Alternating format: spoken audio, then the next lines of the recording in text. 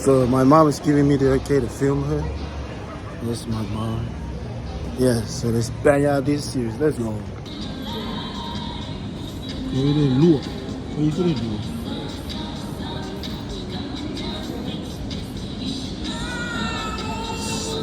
Seki data, big on 5G, unlimited data. Yeah, that's it. Finally, Yeah, cool. you finally do.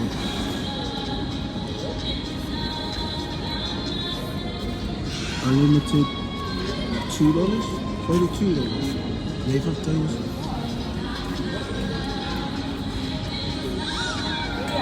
Get unlimited data for only $2 out for 1 hour. Woo, that's a lot. 1 hour.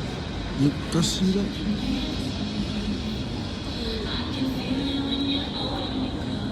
You have insufficient funds to purchase. It is so bad. I'm gonna make a series about you as well, man. So we're gonna carry around the camera, yeah? Yeah, listen.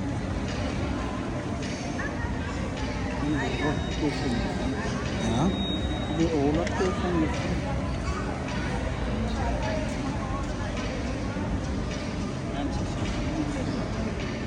If you're a cow, pwede mo may sabat. If you're a cow, kami. Yeah. Aumua. Kasi kami. Scar from Vumbo.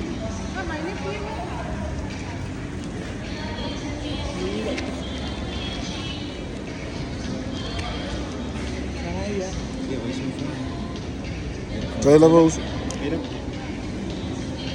Yeah, it's it. I'm gonna do a series about you, just following you about. Yeah, first take.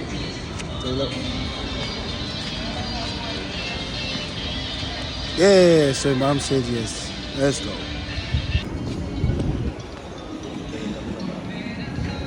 Fellow king. Ulo fela.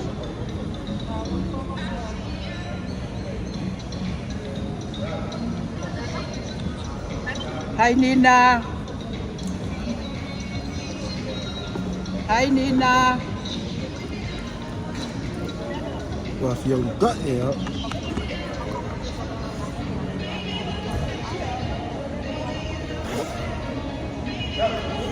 Hey. Wah, before ko boy lang po. Final nga ko mami. Kung final na. Final na dito. Kuya po kaya. O final na mi.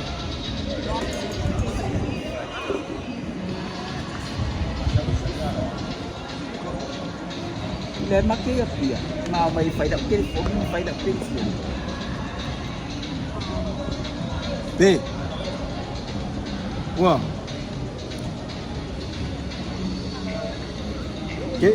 Yeah, you know, if I kick it, mom.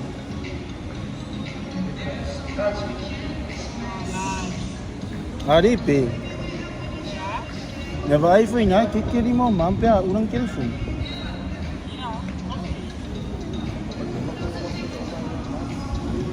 That's new.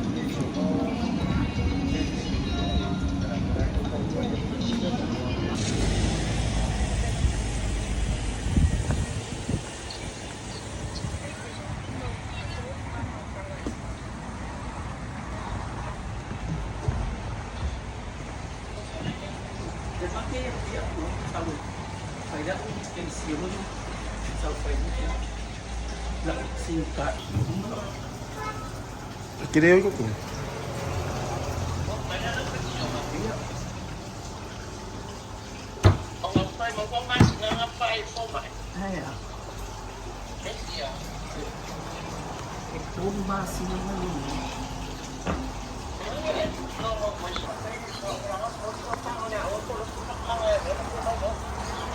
Hi, Phyllis.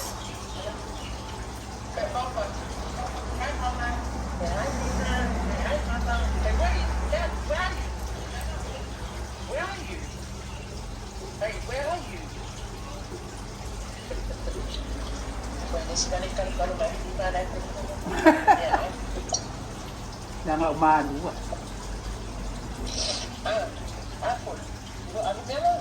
Ya uwag ngil kaya o ano meron.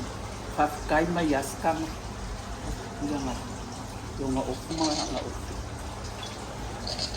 Upa yay paperi. Di palo kat fast. Awunin ko diya. Ya o si mga. Ay fa may palo ka. Ay fa may palo ka sulit ka kung.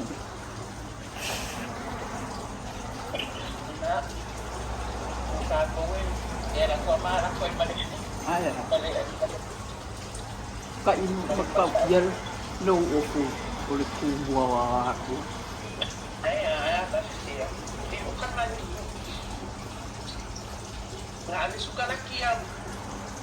Iya,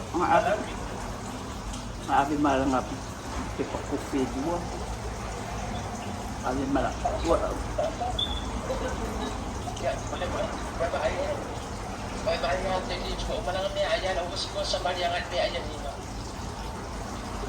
makapukuhay.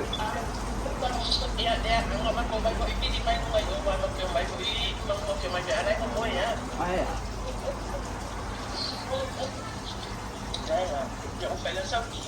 dia umaamoy pala ang makiayan.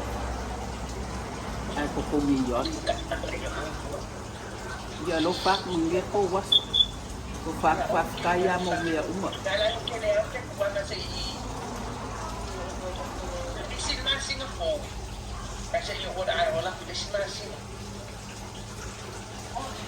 Bye.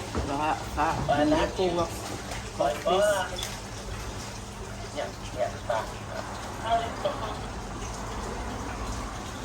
Dia sa lilipan.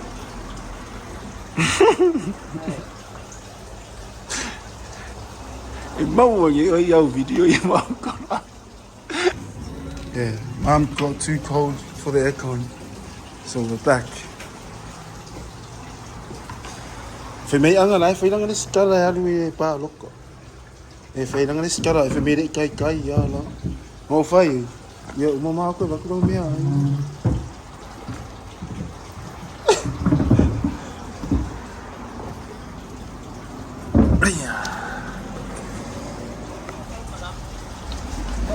Có sang nghĩ phá cao đạo sinh phải đạo kinh tế nữa, phải đạo sinh cả.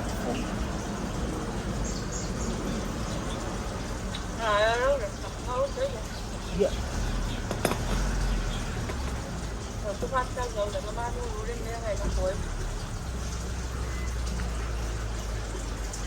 Jadi makin kali ay ngau, kakau na launching ya.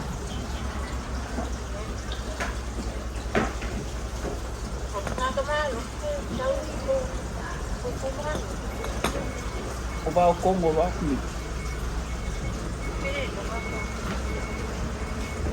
Kita mang fai fakas na sa fai. Ke fai lang apa po bi kon fungo ko sa nga kulen mo fai kwad. Ay ko ba ko kulen mo. Ko kulen mo au.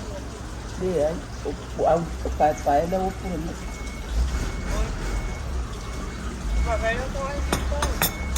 Dia buat mau list kala.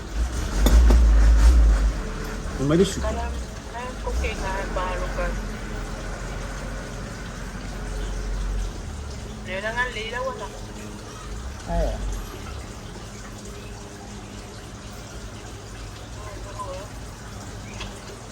Bawa mesti orang faham. Ay.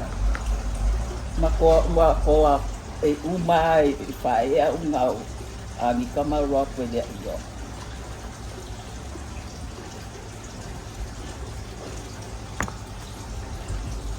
Wa mo ko na bi mai ya ni singa.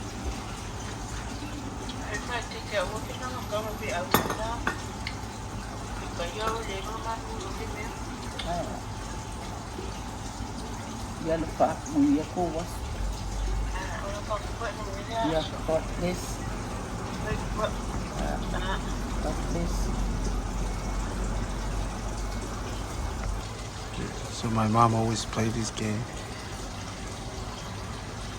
It's funny, right? Yeah, we had a nice little spot. check this place out if you come to Samoa. Let's go. Yeah? Yep. Ole ari mea o ngai kinga. Mea kinga o a koa.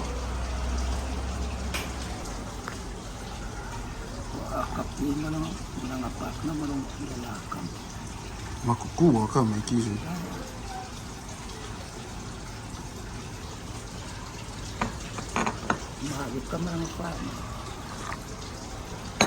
Oh, le kinki ki makua kinki kinga lesu.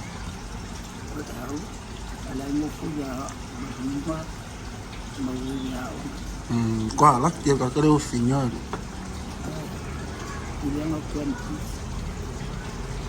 Mo kere for you great grandkids. Mom, do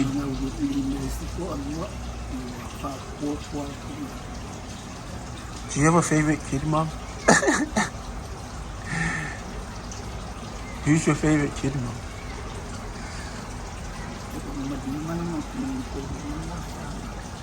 Kami kitingale a o Felix e ngoi ma a ni Orengo. ma do o Felix ni do ni ya ma ko So ko kere la malu. E foi malu so so. ai va ver ela ai sanga ai me ai stamai me ai ba ko ri kai vai o mai Felix ai a Felix Ai ai.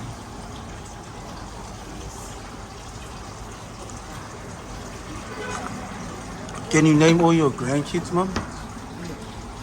Who name all your grandkids so far? O El, o Fonio, Dora, Elina, o Felix, Whanganga. o Fonio Atalani, mala afio sina, o Langi. What will fight that? Will fight say? O pai afio sina, Si maka mo fight. Jodi. Ai manga yo. Why is your grandkids? Nah, those are your great grandkids.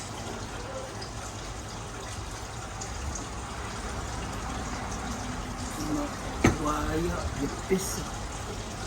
Yeah, name your grandkids now. So these are your grandkids. Ikoya, Malika, Oniko, Ikoya, Yakape, so Malika, Mamani. And big. So that's Phineas' kids? Yeah.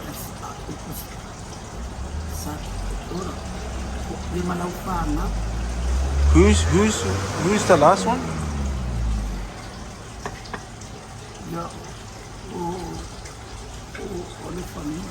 Oh, yeah. You might find out for the Disneyland find out. Moana. Moana, Ika, William,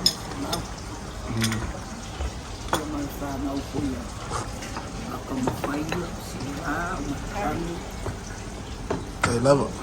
Steak. Yeah. Masa kiri PPA. Yeah. Fanga walofa.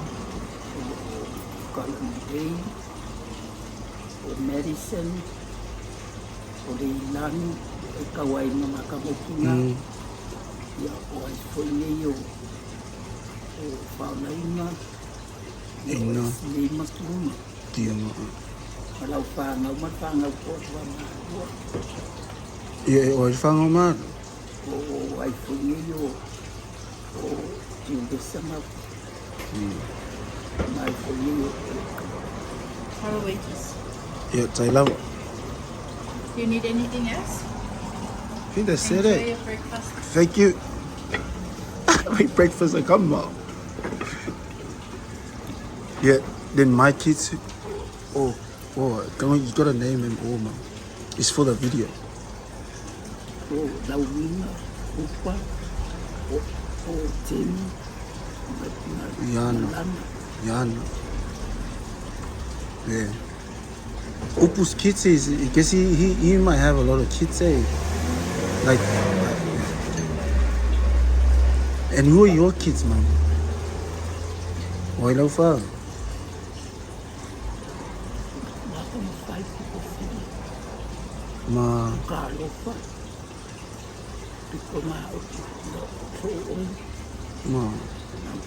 Ma, duo.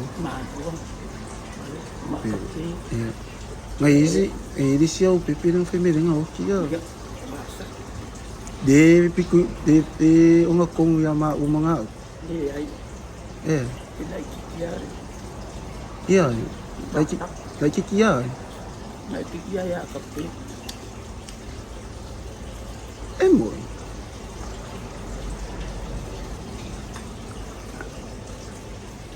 Oh, that's very sad, actually. Yeah, it was sad either way. Yeah. So you're very lucky too, man. You have heaps of grandkids and heaps of great-great-grandkids. Yeah. Fa pia uma curva essa tia. What happened with that, man?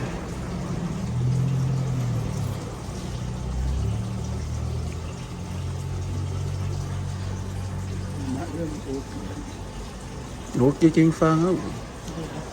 Yeah. You got sick. That would have been hard, eh, man? Fuck, that's sad. Man.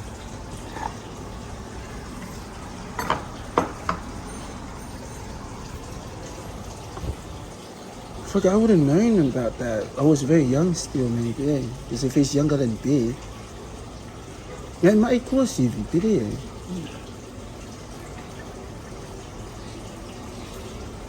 You had a full serious life, man. Like heaps of stuff happening.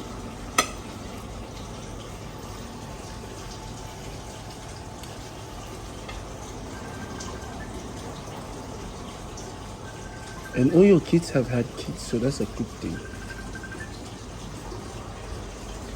Yeah. Yeah, for you. They must be out. Oh, no.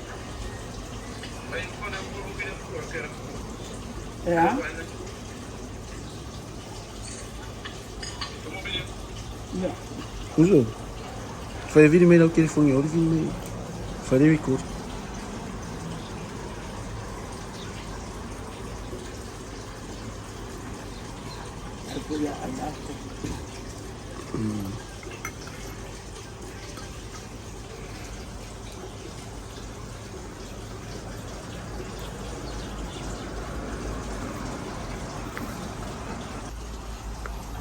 You know, I never got to meet your dad. What was your dad like?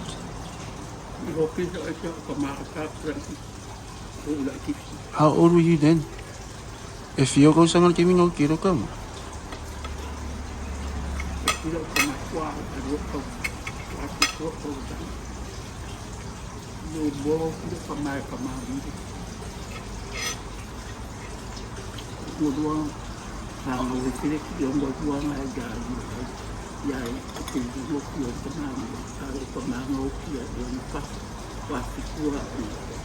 Oh, Fion Kosong. Why? What happened?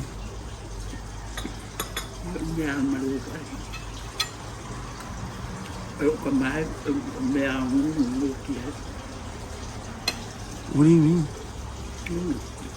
What do you mean? Me or vai?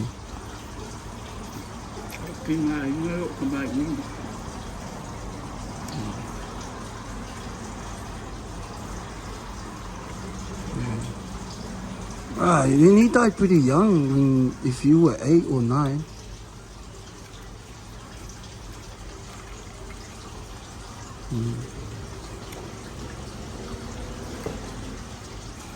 Tidak kemarin menurut kemarin, lebih kaya kemarin, dia Aumua dia kemarin. Mea vido. Ele iloku foi do kama. Yeah. Pero kama. Ore ika ia vido.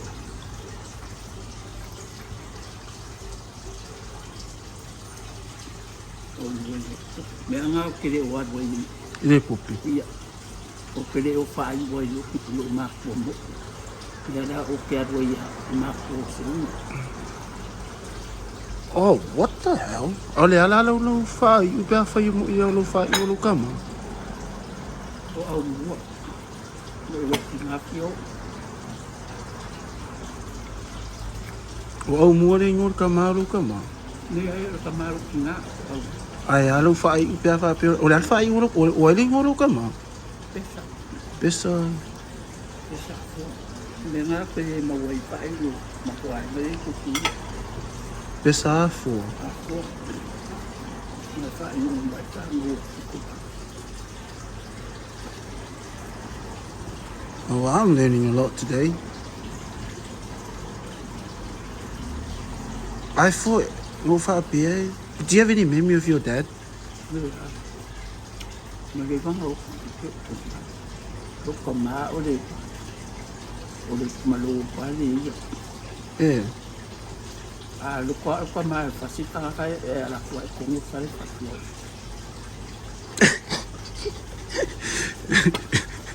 What the?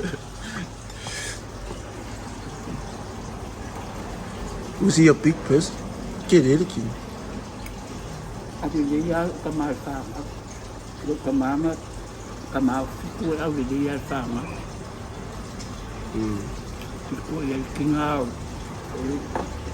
Pai pai. By putting your gaming in. Oh, so you're very close with them. They're like your first cousin, eh?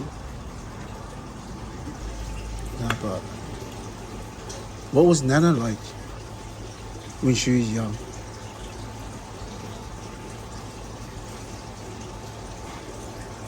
Yeah. Like, Lumakua made it. What was she like when she was young?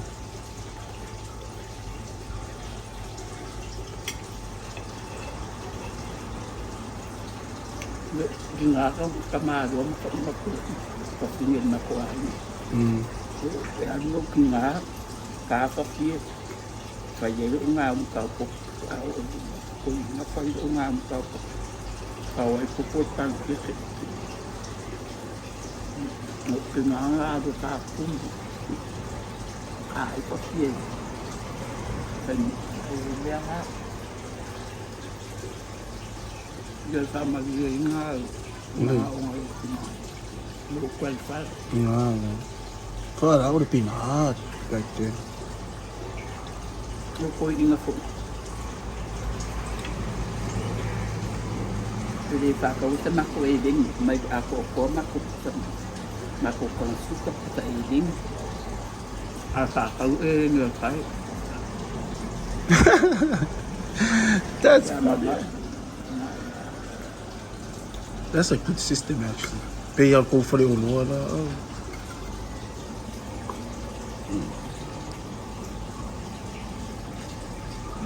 Yeah. I only remember Nana in her late years.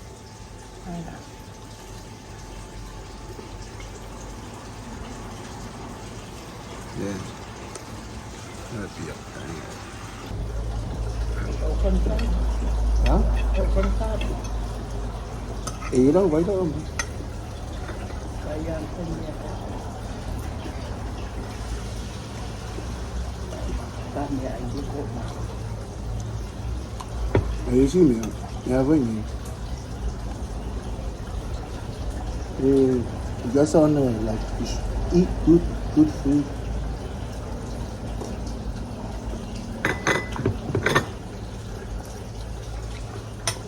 Ngai koe i ke whai lea. Mai fu de fi su su ga ko ni na.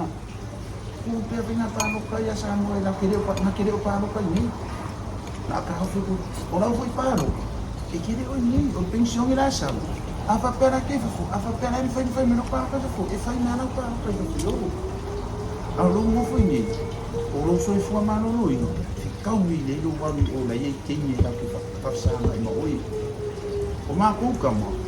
Kino amio fa kama o kama yo kama ai o marabe na ele fa pe fare ko mo fino lo mo san ai anu le ya ko fo le yo wai esa pouco mai lo ngi sa nga me a no o re oki mai si oki ke me fare lo ya ke mi lo la nga wa makarona po sa mo na ko fo Pais ka ke mi nga lo ni ka mai ya o ya me o re oki dia nga ka wa ni samus o wa ni ya mai ka mai Nera udoku me papena. Emo kwa kile ya.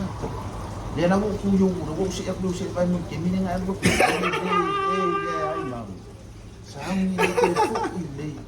Ah, that's hilarious. E ko fu ile ya. Ala me kile fiar vai mam. Ele se le fialo. Me ko ngale ka o me lo va le lang fu mo foi. Ya mas. Langam. E mana mana. O e mana mari fa amu ia mo tanga kaya o amu ia ro kuma ari ka fao o ta pesi ko na ima o para e la tanga na ka usau ke mo fu fa be na ro ma ku mo pa di fa ia yo na me fu na ro ki fu re ni o ni sai na ba Mami, bakli po yung isaw ba? ma ai le re ma ma ai Ai ni ba ko. ai e fai vai era vai va bene palla le sto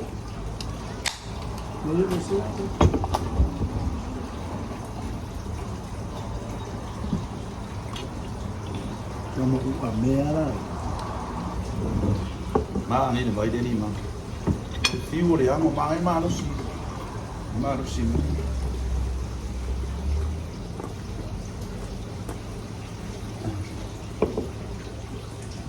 Sana kalau siya tong fangarap na ko yan mo ko mga fangaw yo dito.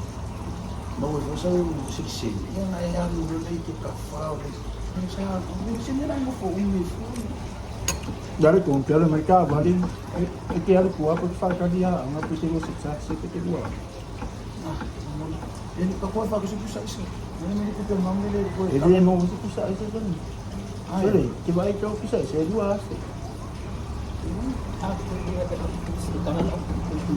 Jadi jadi mo sa si ba yan mo isip ko sa isa ko. Ito na ino mo ko. isa ko Ini ko kaya sa isa ni ro lo mo ko ro yo. Kawas ko sa ken. Kasi ni ikaw fa ma ro si man ka may bayo ko ba. si ba yan Isang pa ma ro si nga kayo ko ba. Iyari kay mi. Ako mo niya nga to sa isa rin. Ako falo ko nga ba ko sa isa rin.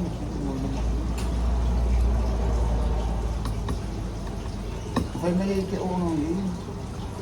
Eh si mga apatos ko sa isa rin nang ko si ba ni ka ala kasi. Ako amo mas ko sa isa nga ko si mi mo ni ay mo wala na. ako ora ba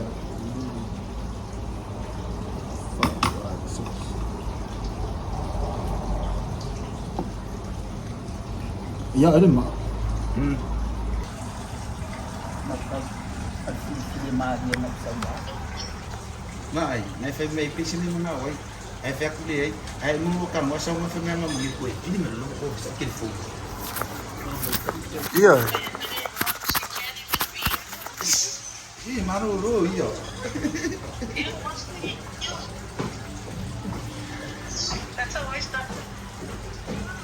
Ya. Cek mo bili ako makalapon din ng mga uyan, hindi na ng lino. Lawo. Lawo makilko.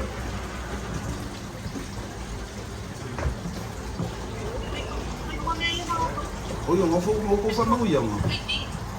Wo mo fa waiti. Wo mo fa waiti. Oh, ya malu ang ako ay malu mo ito. Ah. see you next week If you know next week. See you on next week.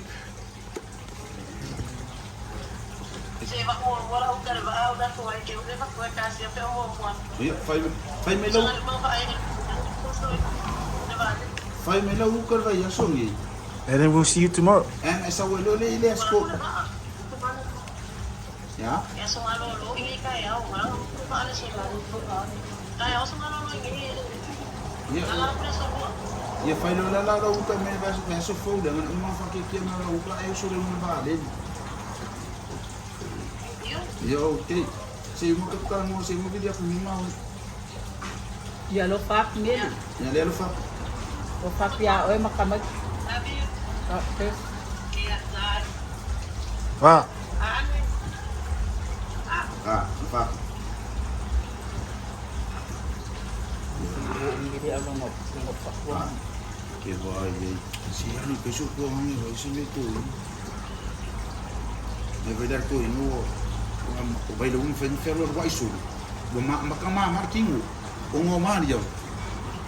Ele pe Mario, ele se parle qua e por le vai fai le minha ai, fai le porque por lá, fai le como aí. Fai sim como aí, le angale por sim a masi por lá. Tem mi. Ai. Ne que mano lo na moto. Eu sei que o vídeo o foi lá o puxi eu não comer. O que ele me sabe. Ele não vi dizer, ele já foi lá o puxi de vai lá, ele tá o ele é malo.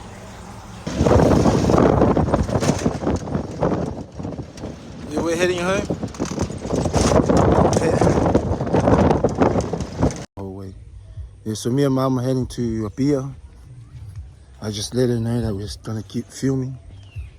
But yeah, we're about to take a ride to go fix her paper so we can help her become citizen.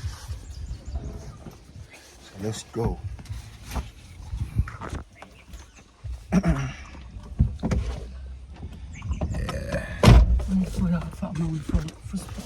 Ang almere kay ko mo edis ke. Ya, ang fa amang.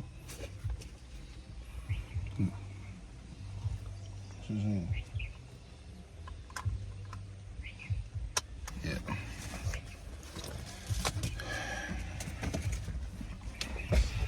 Yeah, we're gonna keep filming. Like,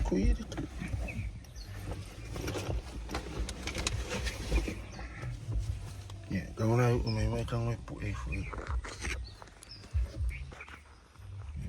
So the camera like.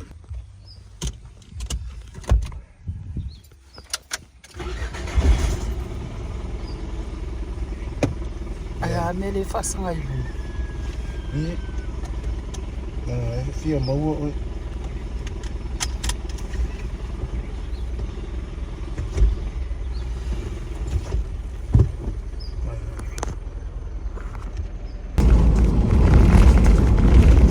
So illegal.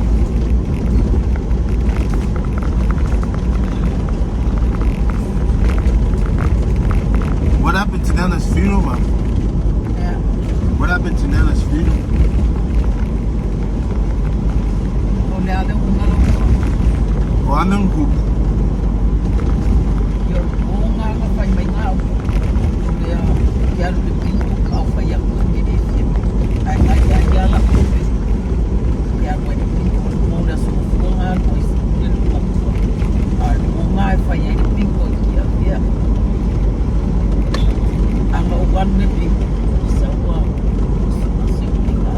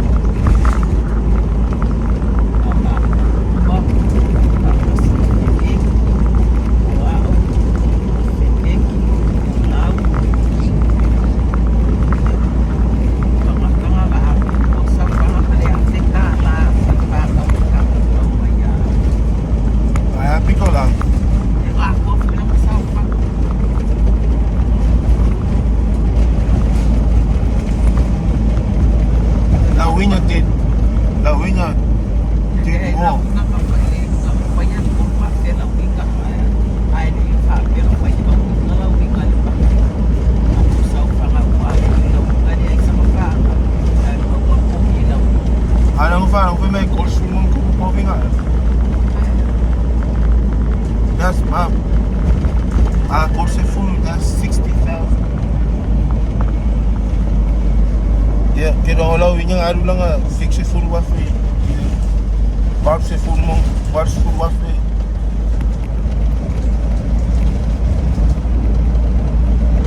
Kapawa, yun nga yun. Palisin mo. Yung ako yung kanina lumako. Kasi daw,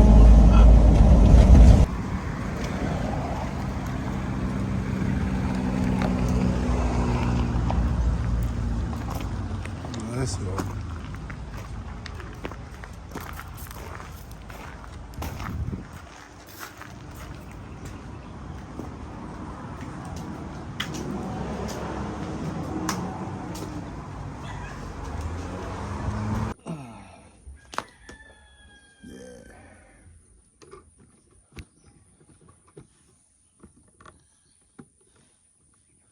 I'm gonna interview my mom today.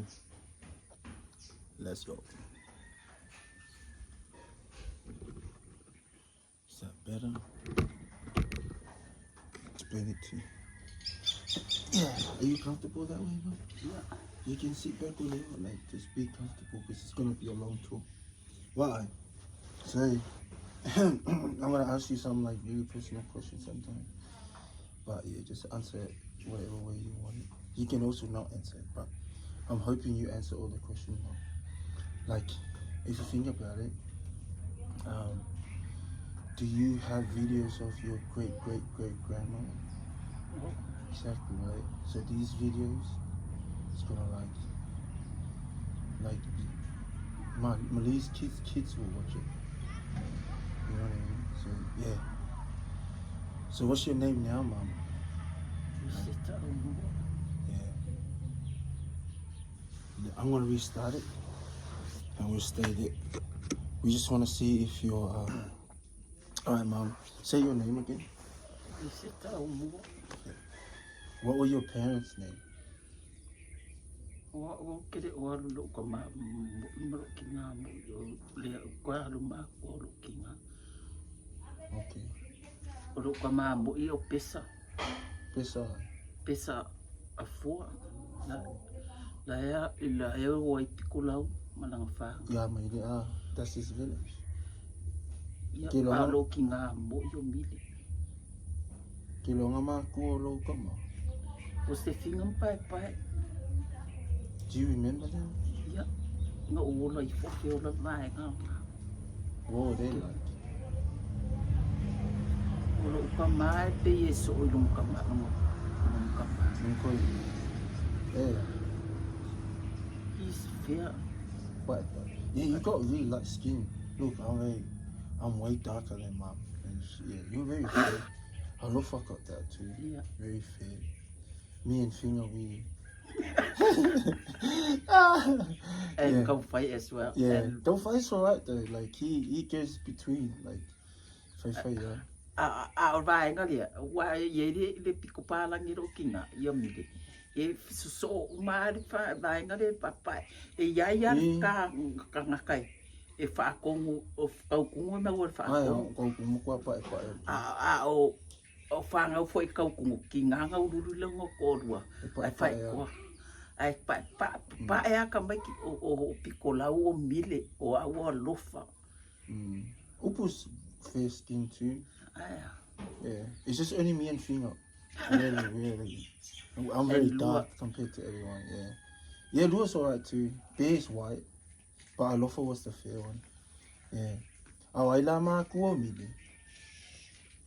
o Aumua o kaukungu ma ema. Oh yeah. O ke o lai fo o kikinga o mide. Okay. O la ia kaukungu. Sama for you. So you put the cock. Sorry. Ya, kamu on mo yan now. Hoy do. Yeah, this is the normal life. Chị phải mẹ được cái ăn vẹn hả?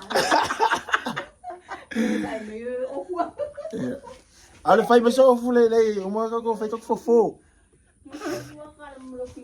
Yeah. Chị mau. Ia Kaya ba anga? Ya, Ya, pa. Wa mele au pois dai fai. E koka kamako ma maka pisiku yo afungo le fe kamako. E wala kiri le more ma o. E mangui ke disi le sasa. E ya o se aka o ma ku. O lo ko ina. Kasi ada ka la ko inga nga pu e nga I fale lo langa wo le ya fale. O fale lo o se fu langa wo le ya. Okay. Ile se aka o ya wo. Nga ro ki nga le ye ka ko ma. Yeah, nah, I mean it was tough on me, mom.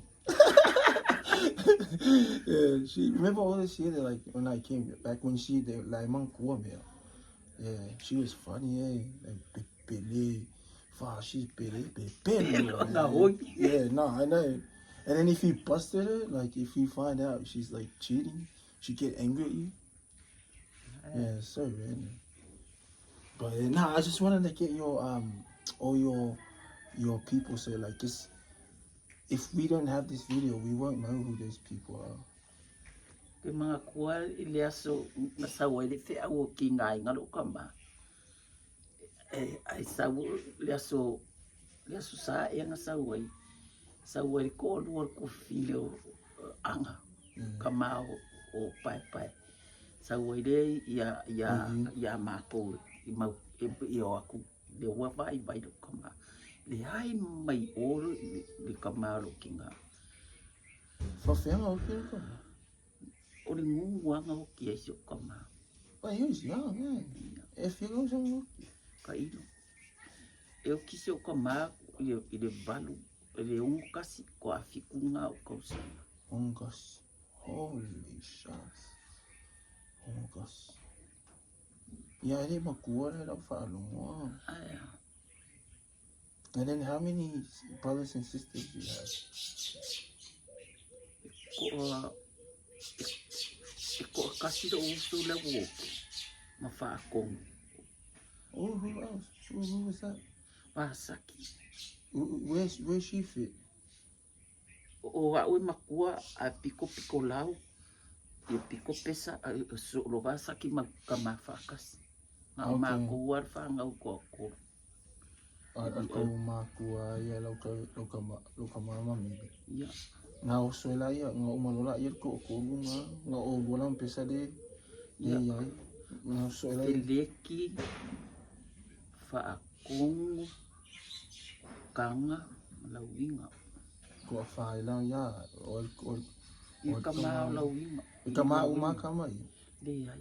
Oila kama Ese kama o Feleki. O kama o Feleki o kama lo sa musua. O ba o kongole ngol kama lo. Then A fa kongol long kama fala kai. O yo ya o kanga malawinga. Ila kama fa kasi kanga malawinga. Kama Feleki. Ese for kama o Feleki. Okay. Well, mom's Nana had heaps of kids. Yeah. I don't know. I have 4 kids now. It's not easy. It's hard. Em mai sia o fai ngo fie o ko no ngo foi fa. Kasi man ko ki ole vai. Asu mai vai. Anga o la ko fa nga ngi o ka wal. So a ko ngi me fa yo. Ay nga. Kasi if sa ia foi fare pico pesa. Sa ku fa sa mo nga na fa na. Sa kuku mo ku e.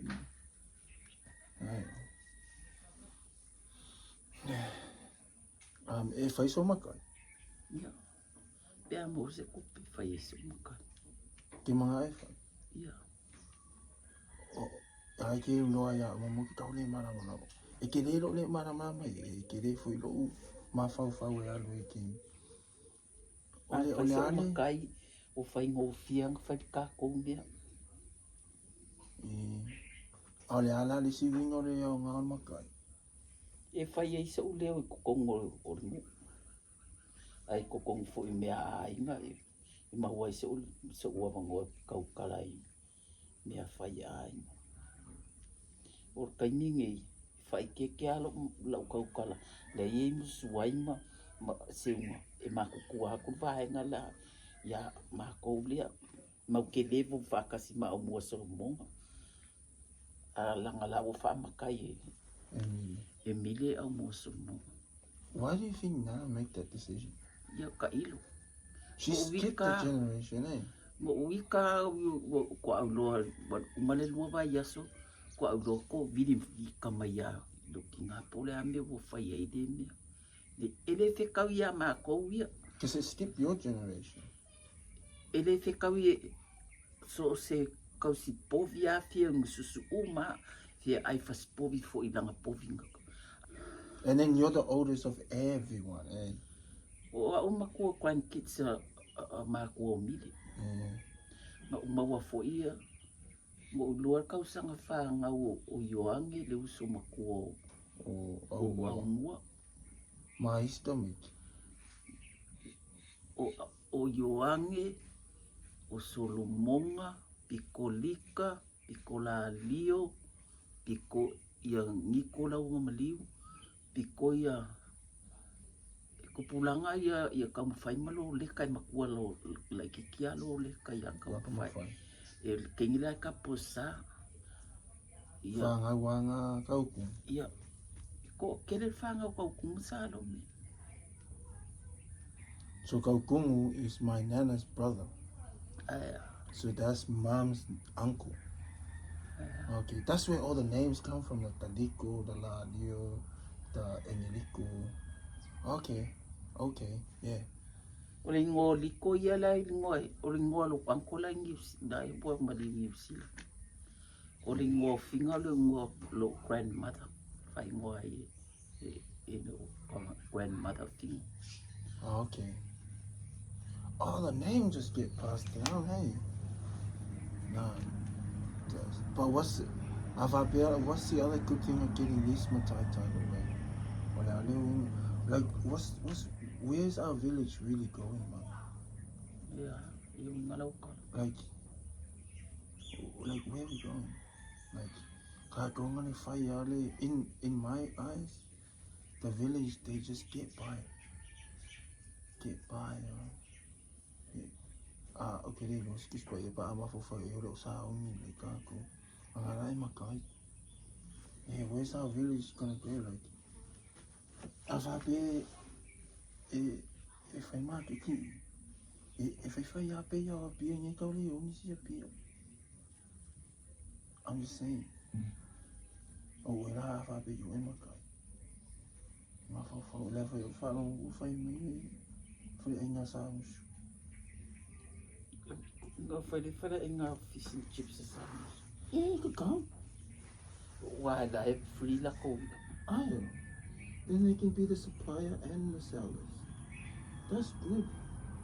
Gonna see I go if I make but it's not for market. And if I go to the market, if I say, oh my god, go shop with big, I be that go cover. But we're gonna make business, so now get y'all go in my guy. Like, yeah. Oh, I feel like I in my guy. Das fulwa yula. Pa ulas ko nga. Ulay may nga liya sa umamalingay mo foi nga makay. Tuan. Ay umaw kuway. Ya ay nga magdi. Oh, yung makuwas. Oo. Really na po musway. Makuha mahamusway. Ese ka maakingari. Bahay nga la. O fiyaw o maaumua. Ka maakbuwa nga siya. Iko akluwala uwa. Umalik ka masaya nga. E fafawa kuwa ya ukukong. E fita ya o le 5 kasi kau sanga fanga o umalika 5 fa ay 5 vatu sema O yung lagi siya mo ya. ila ikitia sema yakia e makupi ko lang ya sema. Oh, what? Alright, well, that makes sense now. Not really still. They're still level with Muswai, not you guys, eh? Yeah. I want to interview Muswai too, man. Like, because they don't have any videos of the Lomakua like this. Like, talk about it.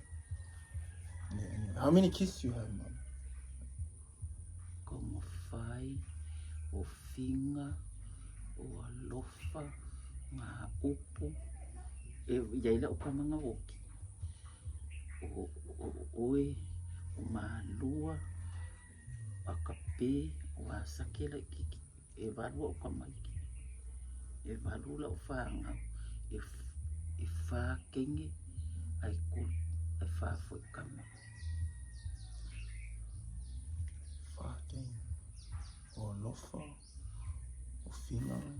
Wāsaki. Nā kōrua. Kuru wai, e kuru kenge a imaka. A o la o whāngau la whāngau.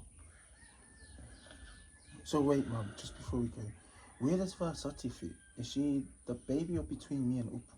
Le ai, e lai kikia Wāsaki.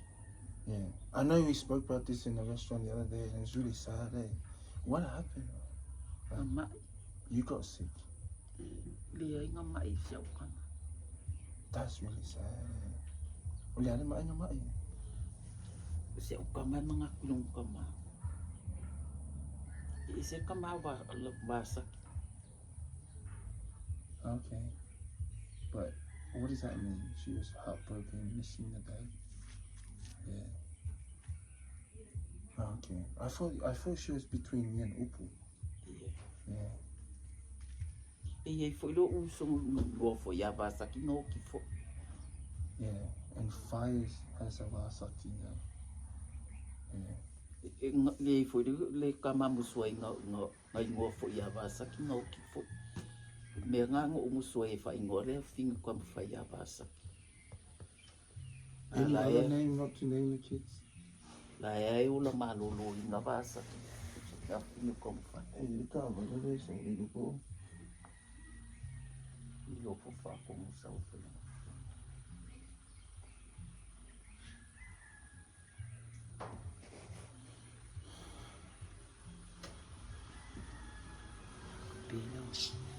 That's a nice car. See, anyway. Malo malanga mga wiya. Lai ka kalal pa. Oh. Ah, aí, ué, o caminho. Oh. Ya. An mau ka ke laku nga pa. Nga oe nga sau.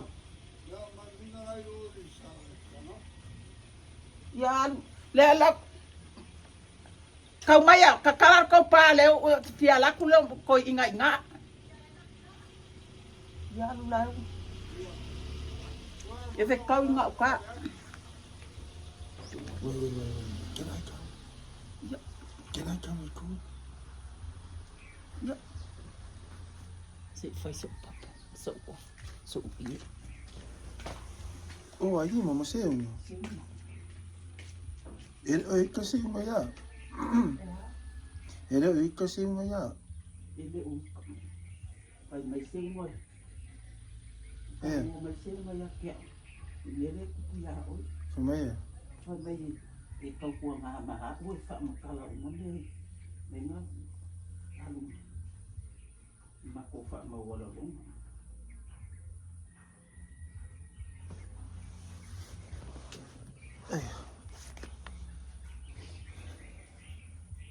So yeah, we're gonna have a family talk apparently. So interesting that I started recording today. But it's alright. All the best flavors are in here. It's not because it's in my phone. It's just the best flavors in here.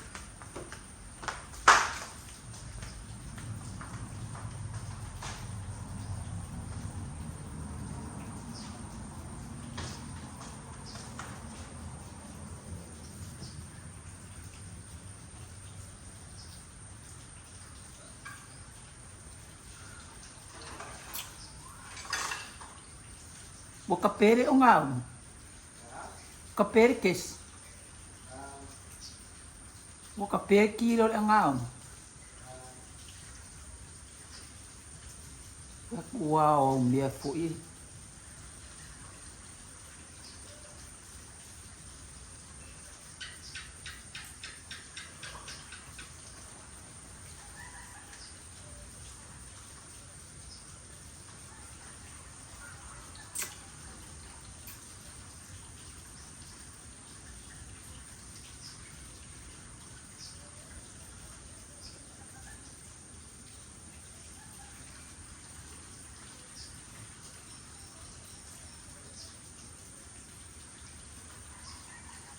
Oh iya ngofo ya lo se fali lo. Mas se kuye vai niya.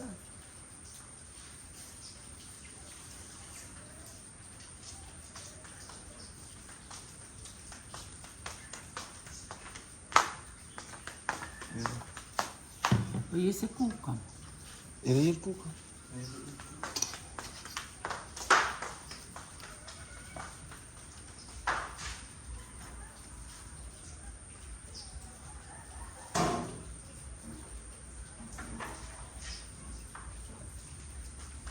Ginger, fafo. Olha o fafo.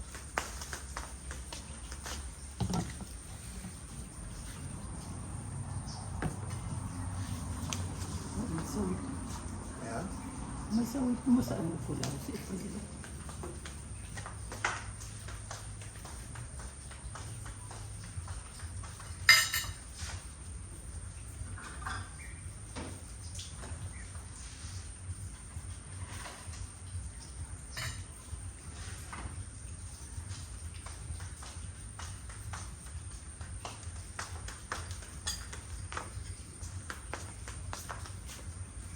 Ai, não. Oh. Ai de lot sai tornare meglio se vuoi un po' un pelo guarda un nato o fuori guarda lì quella roba famiglia la famiglia lì ai famiglia fanno di famiglia famiglia natura che non sua isso Amin. Nagkuami ay yamin.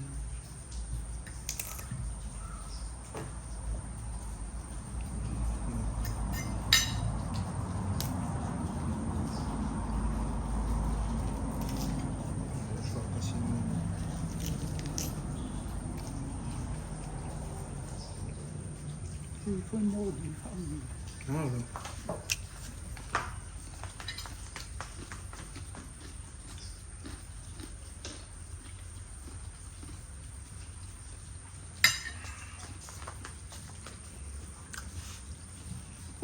Ah, Sally. Ginger, get lost. Ai, fafo. alla vedere se appaio con lo male. Yeah, it's good enough. As long as the flavors are in there.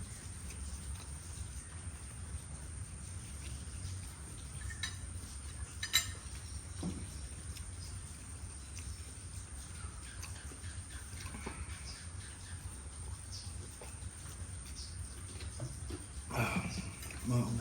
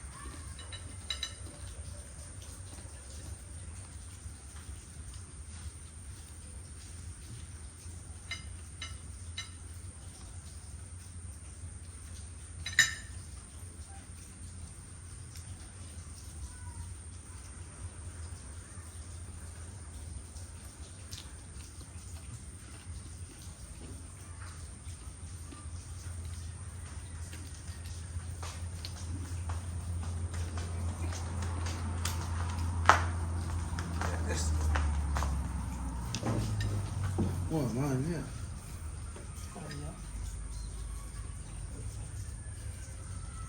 Oh, are you going? Yeah.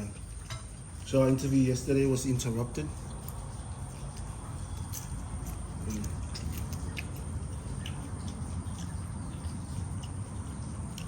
So anyway, I'm gonna ask Mom some more questions.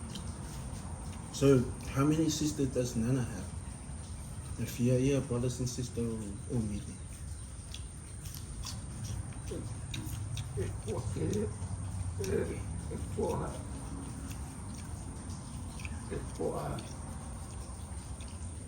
Umilde, misuai, male. Kok kere uma usul isela pana, yakina, obai fana, kala.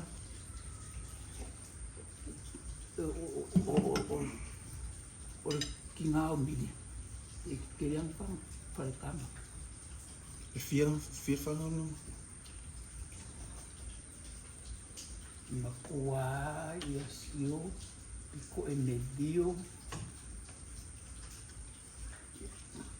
Sirai mo fufanga fangwa, pico ya seulai iuka. Hoeveel? Yai. Kau yang makan mai?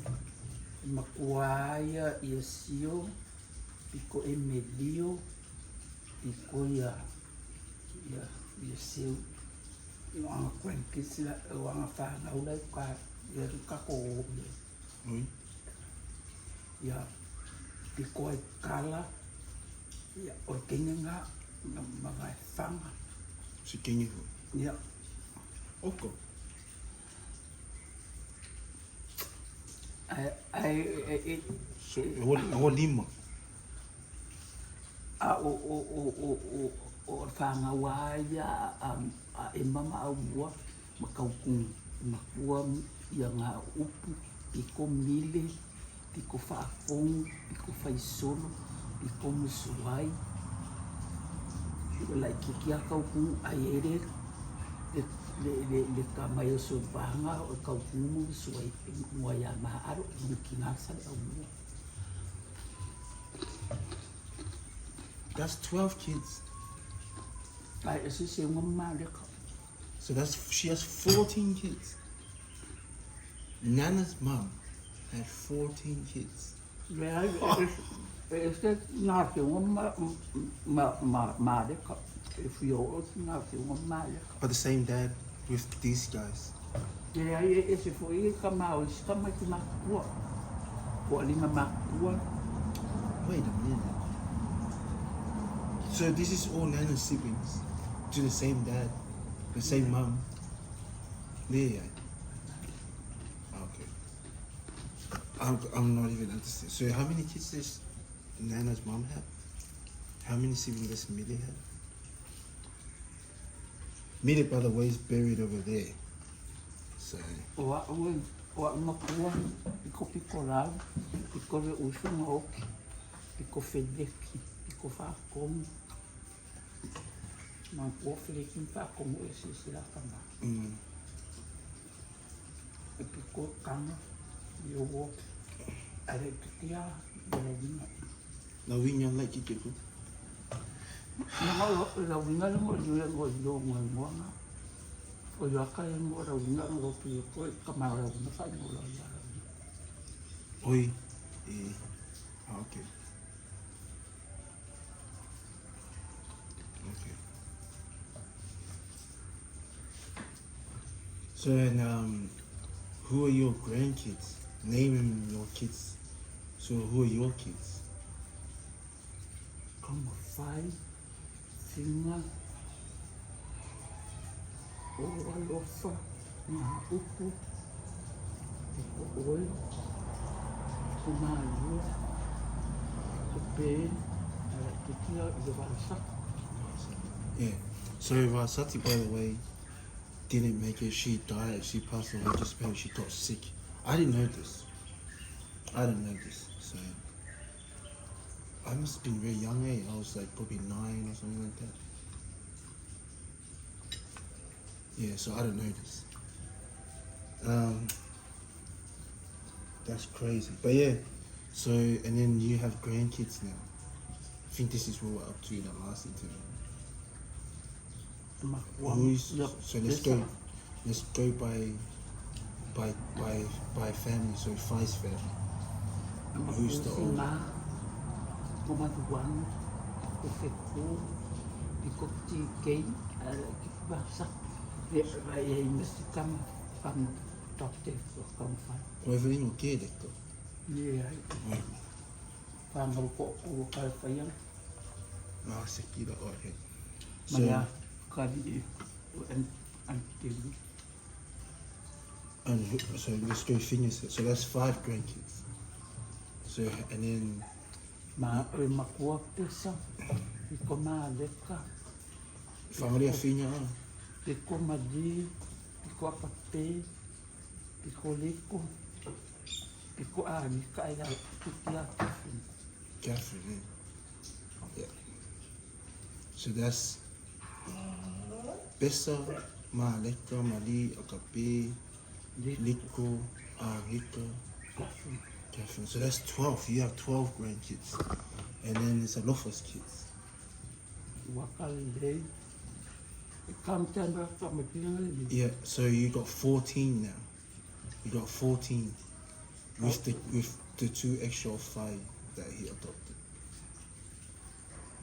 Wakale, piko lo fala kiki, narisan, piko fa yo so le lang, piko fa la inga,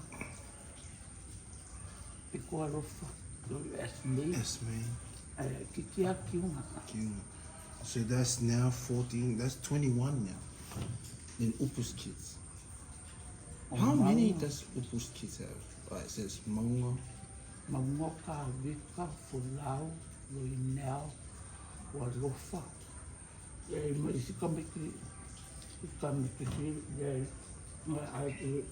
lima. Okay, so Upu has 6 kids. So 21, and then that's Mas kami sila noya. so 20, so 27, 28 grandkids now. Yeah, then me. All right. So who do I have? Makuala winga. Upa, kemi, yalana. Yana. I've got 5. 5. I'm behind. Like I'm super behind the kids. Everyone has heaps of kids. So after the 28 plus my 4, 32. So we're at 32 now. Right. And then Lua's kids. Noela, Jovessa. So that's 34. And then Bear doesn't have kids yet, eh? So Bear, we don't know if he has kids or not. Yeah. Nah, I hope so. He's a funny guy. Yeah. I like this stuff.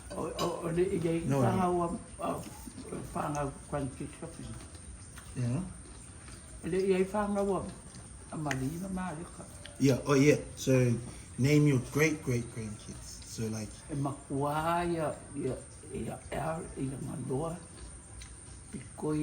Fangalia. Yeah. Makua maleka ya fanga umal ya al inganoa pikotora so ya toram to ya toram matalani ai kupulanga leia ya kama kapen mereka pepea Money. mali dia malua mapeni. So you got 5. Wait, you got 6, eh? If you found more Malika. Ya ko lua fanga maleka. Maya finga sima. So because 2 of Malika's kids passed away, eh? Eh, more. Eh, Lua Be. Inu. Oh, so yeah, so Malika has 4 kids. Yeah. 2 now. But yeah, she had miscounts, right? So we don't count. We count it. Right? So she has 4, but the other 2 passed away. Then, so how many grandkids do you have in New Zealand now? 2 Malika? Dua ya maleka, dua madi kasih kape. But Mali and Malika, do you have more kids? Dia So So you have 6. Wait, no, you just have 5. Lima whanga e whanga whina, marea kari o Lusina. So Shima is 5's older son. Yeah, 6. So so you have 6 great grandkids. Damn. I think you can live another 40 years, man. Like if you just keep. She's on her phone all the time. Oh. Yeah. But yeah, you have a lot. You made a lot of people, man. That's a good thing, yeah. But we're not having as many kids as the way you guys used to have kids. Hey. Why is that? Why are we not having many kids? Yeah. People are like even Ben, they didn't have many kids as well. But yeah, so Wa mai ia mari mga au ko batang whanga. money. That's hard. Having kids it's not easy, but it's really worth it. It's nice. Yeah, not many people in my age are having kids, man. It's like 1 kid and that's it.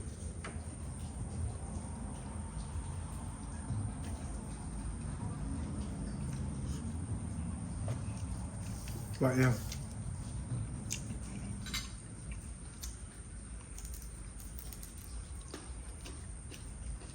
So that's my nana over there. But yeah. You spend the last maybe 20 years with Nana before she left there. Ngari mo ka whanga mārna. Wo whai mai e tasiwa. Lua whisu ai mani nilo makua lua whisu ai. Valeu. Yeah, the three came back together 2016, eh? Yeah. Oh, it wasn't that long ago, eh?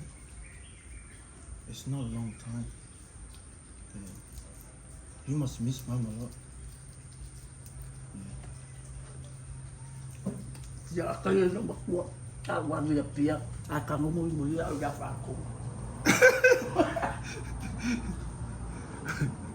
Ai mea aku pasi ko sa.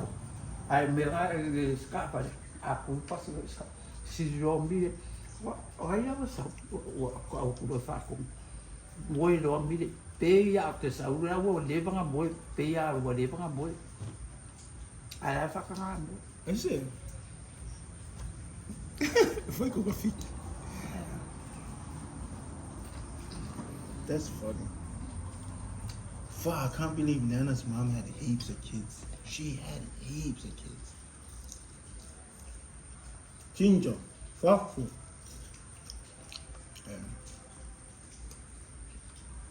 Where did you go to school, Mom? Wa uma ko nga duwa sa ang duwa. Ai mo wa uma ko ni wa pa. Wa pa mo pa. How long was that walk? E ma ko mo foi wa pa. But you walk back home on Friday, eh? How long is that walk? Mai e pa. But umare ro ko sa mo pa wa ko me to. Yeah, that's way too far, eh?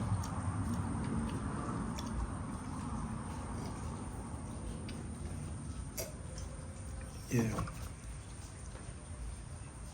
Nah, I wish I could see like videos of your old man and your dad. So apparently he was a little funny. Wala ko inga ai do ko ai fa sta ko mo fa. E que a la pa sa fa.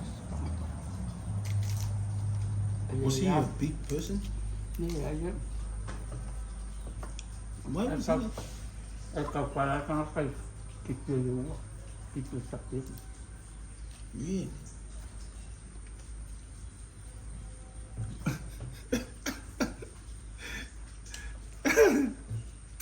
That's hilarious. I don't know why that's funny. Imagine if he was alive now. He'll probably fussy. He'll probably fussy me.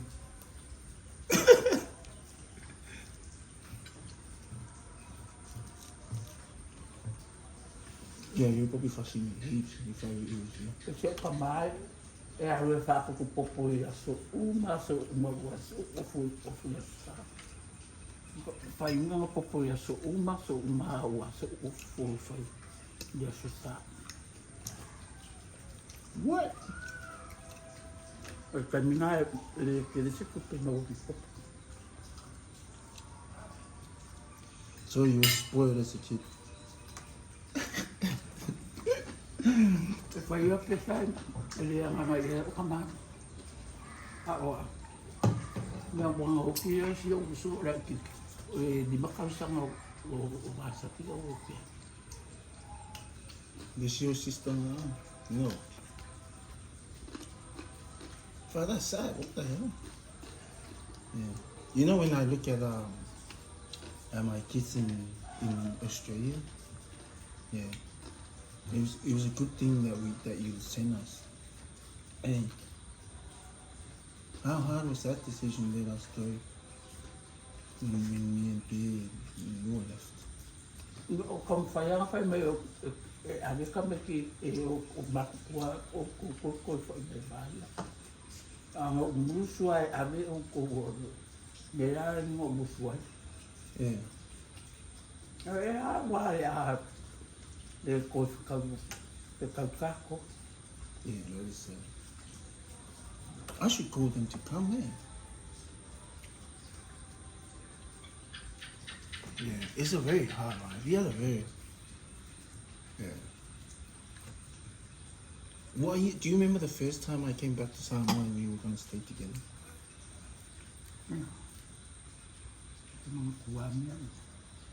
Yeah, they are like those. Uri ala kau sang kuwa. 2003.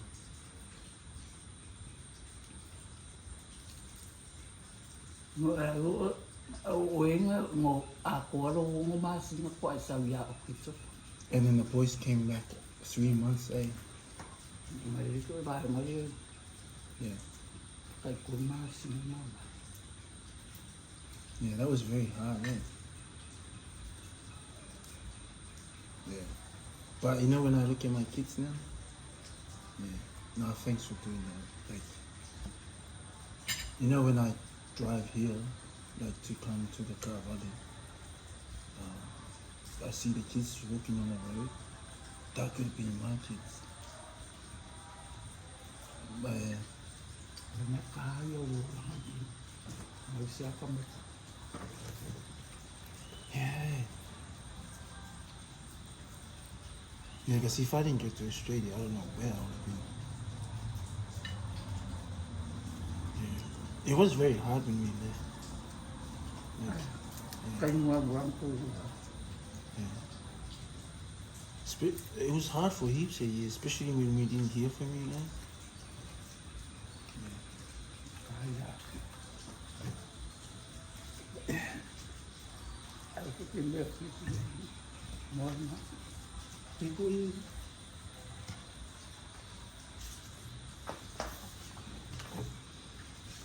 Yeah.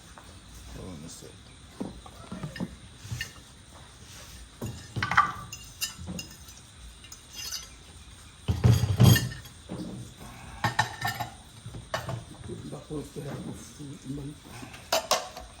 Yeah, that's a good idea, man. Just keep your music.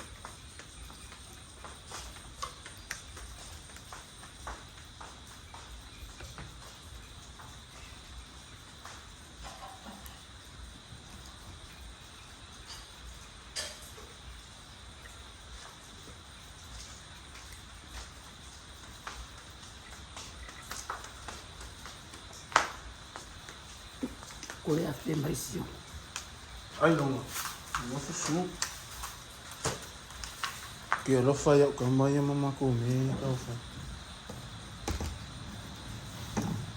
So I'm for you la what. So me so apa. Ko aku pe o que la ko fu ko ma ko fa mai.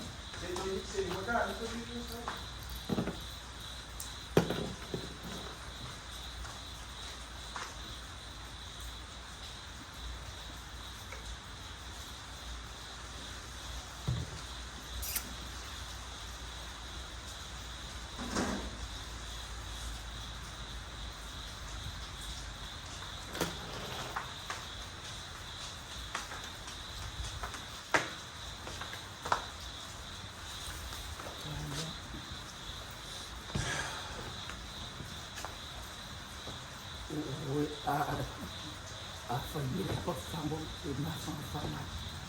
Yeah, you fuck it.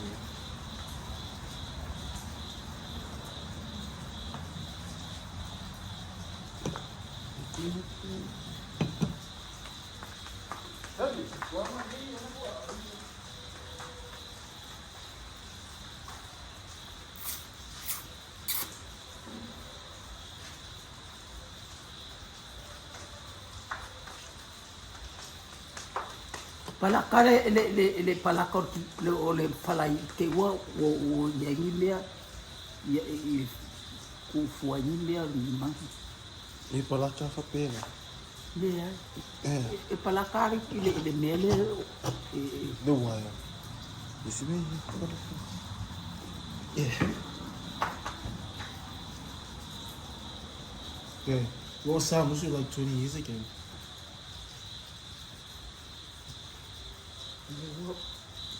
wo ko fuka o ai no makapa Oh yeah, we used to have horses. na kele ma ko so mo kele lo te ye Yeah. Now we used to have heat. I remember the black one that was blind. Why was that horse blind? kele so fo mo ngai ya kele ki malu o pe mai kafe so fo mo ngalu kele ki ko so vai kafe ai mo fefe ai sinia ya pe ya sinia Yeah. Yeah, I heard he broke his leg or something. Yeah, so it's not coming back from that. Yeah. Jackie, calm your ass down. Boy, him and no winner. He missed us. ale ka fo ia la una ngale le Ai, I'm no go. Lang ikaw, ay, lang. le ngai Kaili mi. ka jo ai de ka ka ko Yeah, nah, it's good we should do more videos of you. Like, there's heaps of videos of me, so no matter how many kids I have, they always gonna see what I do. But, yeah. So did you grow up in Samus or did you grow up in somewhere else? fa nga wa sa musi ai mo ba ko le dai dun o le no wa o ma wa o mai to ko fa nga le no ia ni le mala u mai fai kai kai kai dai dun mai kai kai le a Oh yeah, cause you, how old was Nana when she had you? kai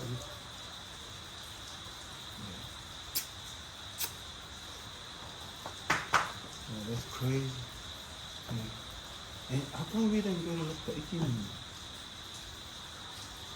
na ko ma ko ni na fai to ko mo fai no mo ke mai ni fai to chimo o por e kali le pasa ma ko na wa ya ke le kan mo ke ku ka pinga ya ke le kan mo ke ku ka ni na al ma ko kala ma fai ni le kan ke ku ma ko mai ko di a ma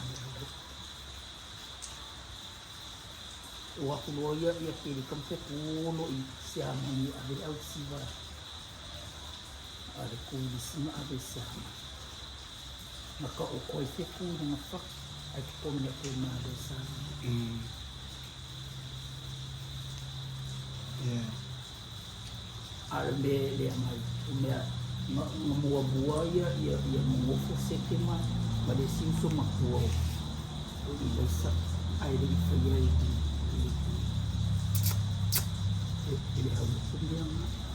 If I gotta go, I think. Yeah. Our family's always been in some drama with the village. Man, why is that? Yeah. Because even me and my mom, like, because you said always like Pukiaru off, go for doing for like why was it, why, how did you know that?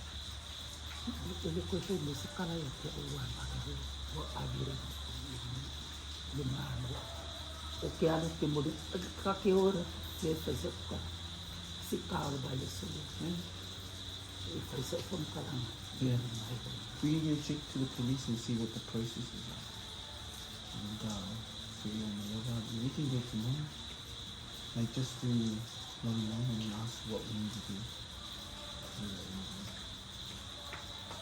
Yeah.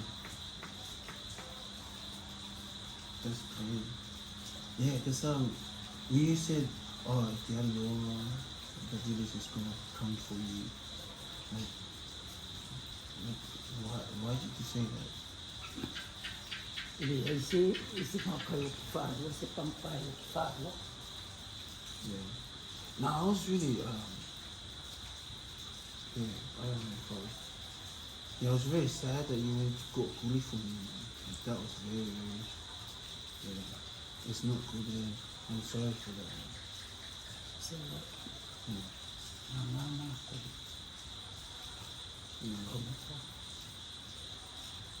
You need to move along with the future. Like,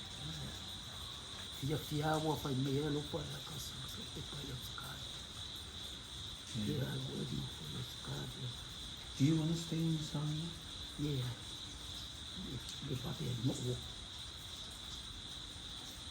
Really? I will kill me a fight on pressure me a fight. Yeah. It's pretty fun for me. So you can just pay for it. I'm not here. Things are always going to change soon. Like, people don't do their own stuff. But, yeah.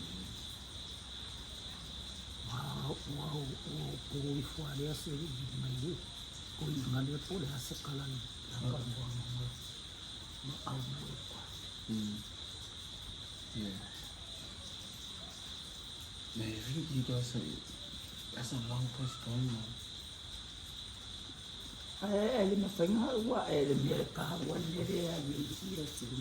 He doesn't need a year. Yeah, but he doesn't need a whole year. He's not going to be in operation for the whole year.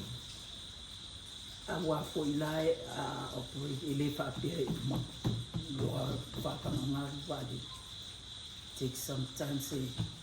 What if he never returns?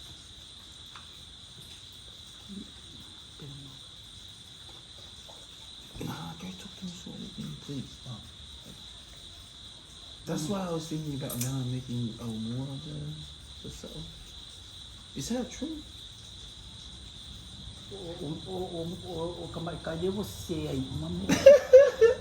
Yeah. But I tell it, what do you think she was thinking when she made Aumua? Moana. Fai mai nga fai langa miki le po. O mo vini mai lai. O le ame wa e fai ngai le me se wa e kamo fa mo kai so mo. Ai me le vo ma ko mo so mo. Ai ma ko ma o ya so mo. O so mo ma pasenga ya kia. Yeah, he's way younger than you. Ai fai mai nga fai langa miki le po. Oh my God, Nana. Fai mai wa pura fa mo mai e kama so mo mai ai. Wa te pret yo aluma o fai mai o. Fa pere fa li unga mi ke lo ma ko fai mai o pura fa mo mai le kama o e ka ku ya fai mai e fia fa ma kai nga ka ko kuria ya ia pesai o ia isi masau. No. I can't believe that's how she picked him. That's crazy. Yeah. That's so funny. Cause yeah. Akala mo muso ay pamay. Yang alam ara ulfan po fala. Far out, man. She full just like broke rules and like I wonder what, because I was thinking why she did it, man. But maybe she was like trying to fast forward. Like even now, like we're so behind at everything.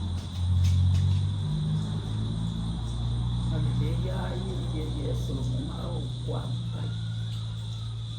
Anu ini anu saling di fa. Kalau saya ya fa pamamuyon ni dia. Dia wo ye ni over here. Yeah. Faya mo poko di mga kama umusuwaya kakamo ng ako dia. Yeah. And the mama girl, she's not very happy about it either. Halo ilin bako karmangan mo fay ko ya. Kay may mga ko sulong mo nga levola ko mamusuan au sim. Ya faya ko sim faya lo mga nga levo ka ko. Ya sawi iya ko sawi makuha kau kumukuha aula ko fay may kamya kakumya ay faya lo mga nga levo ka ko. Ya faya ko go follow ina.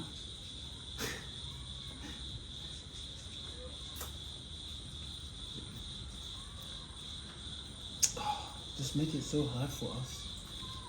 Yeah, that's why. Gee, the guy in don't need a whole year, man. Just do it before he goes in.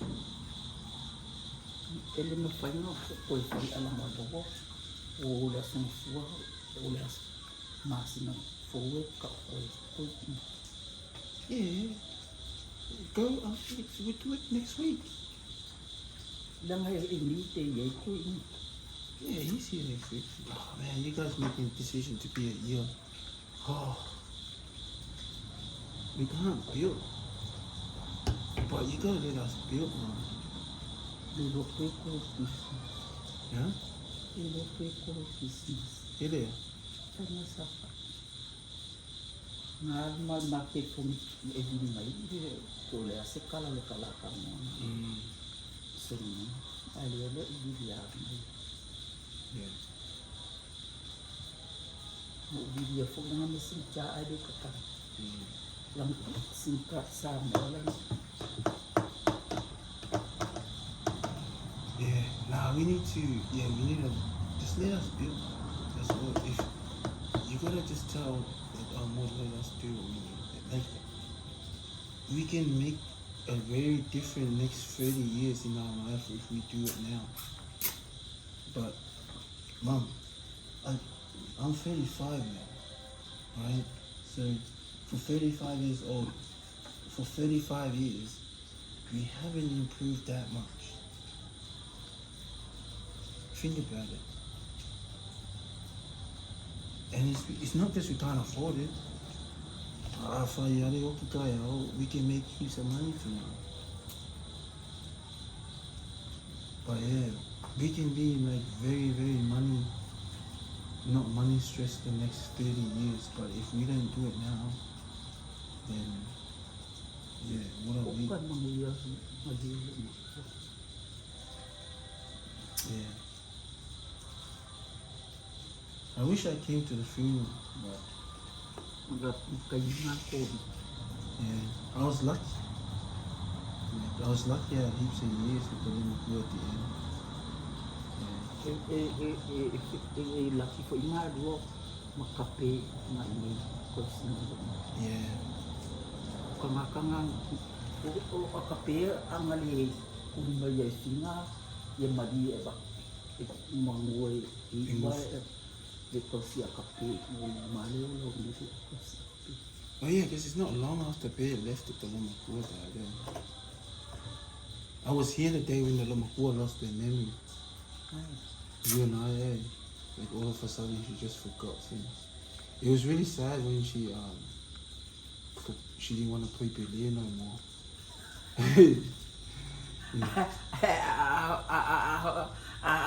Mo fo me ya kape a fasi wangi a kape. Yeah. E arua kape ka ilalo lo. Ya o kama la musika maksis fasi vai a kape sina mo Yeah. angale fai mai ia kuri mai tinga mai da kape. Mingwe ka si a kape. Yeah. She was funny, man. She was funny this time. Because she got in trouble, eh? Yeah. Bear was a badass. Yeah. I remember that day he was here. This funny here. And then the Rumakua, like, yeah, she stopped wanting to play, eh? That was it for me. I have a video of it. Yeah. But then we went up to that fella again, and yeah, she just, the next few days was weird, eh? We had a massive change. But Fai makaga si makua kama di wastin. yeah, Yo wa dia ni tiri. Opi sala lawo kwa. Ia kwa mo fa. O bisi kai ka ke apa mo ni ko ke fa lo mo wa fai de ke au vai ni de. it Le ai ile ipia si lo mo ko le mo. yeah, I do want to add kuwai na. Aya. Wai na. Yeah. It's sad. I was here, but I was here and out. Here and out.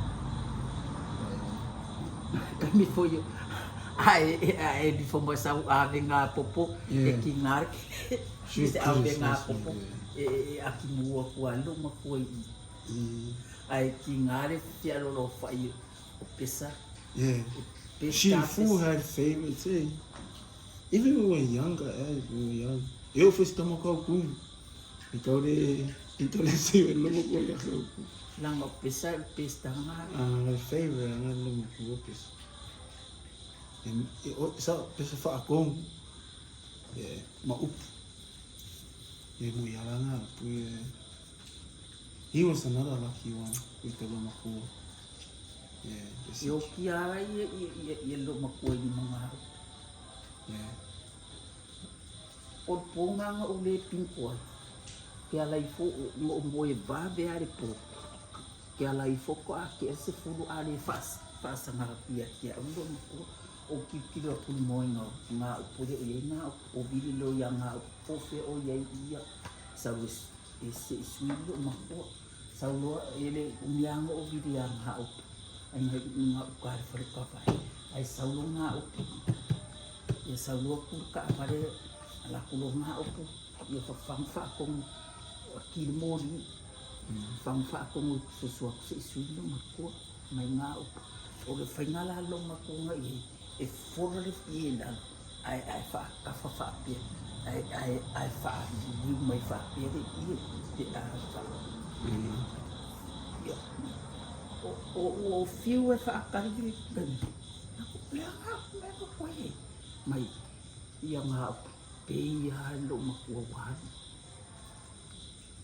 fa me nga upe nga pa uma ia lo nga lima no le lima no le long lima ma nga ba ke be mai ya bo fu ya ko le ya Yeah. Wow. Yeah. That's sad. She's funny, eh? ya kan fa ka yo wa le nga wa ya awas kadis awas ko fa la bila bis mo wa ka pinga mai le fa ka e bis mo ko o mai ka ko ai no wo yo mai ma ko ai no wo mo fa ka e bis mo Yes. ai le do po ai no bi o yo vai nga lai fa fo yo join mai do Yeah.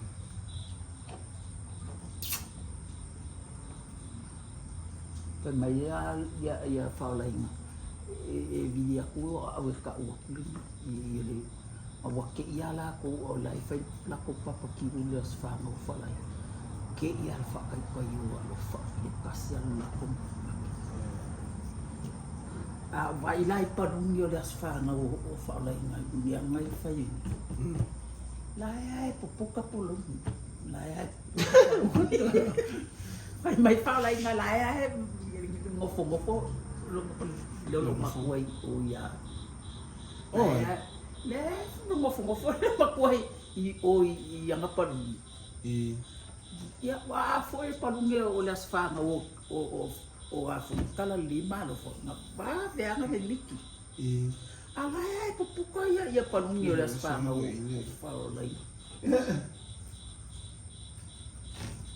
Yeah, now it's like I remember you guys called me saying that the Domako passed away, and then Apollo, Ngo vilia kwa Apollo nga le ya wa sembia nga mako ilia so ako nga ngofo fai mai ya pikola ya Apollo ka ko fa ka ko ofwa ma fai Apollo fai kalia se ka ba ka so ofwa ma kwa da luma fai te au le mako ya o fia la wa sa Apollo na le ngofo ma Apollo do mako ai o le mea ngale mo ai Apollo ngā rui whai mo mori le fufo ngā la kua i ka ele o ke viri aku lai le pō ai kari mai Apollo whiako o ai ngā whiala ai le whaalongo Apollo le kami ngā upu o mai ma le whanalei kuawai i Apollo o wha Apollo sau le awala ni ngā ka moe me le awala le nga o Apollo fo kinki na ko ia pia le avenga but young for good. I didn't catch the old one. You know, I went through my bank, Mom, I was sending heaps of money. But you know, the government, they came asking me where am I sending my money to? Mom, remember how much money I sent for? I didn't know, I didn't know. But I was sending like heaps of money. Like almost every week. I was like, yeah, because it was lucky, No, I don't know. Because you know, Ronnie, she's looking at my bank stuff. And she's like, you sent a lot of money to Samoa. And I was like, I didn't even know. But I think when you guys called to the Lomakua has passed away, I think you said we need 3,000 or something just to take the Lomakua.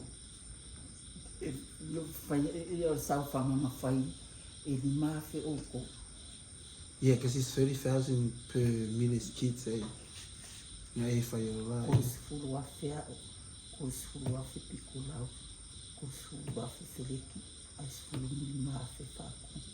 Yeah. Yeah.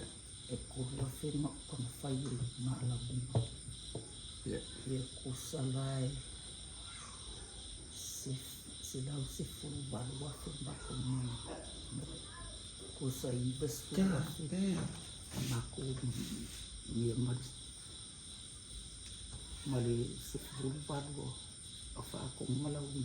Yeah.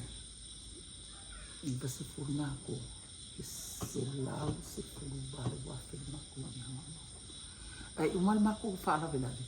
Koe kufan mako kai fast fa fe kamako. Did you send any money back to me?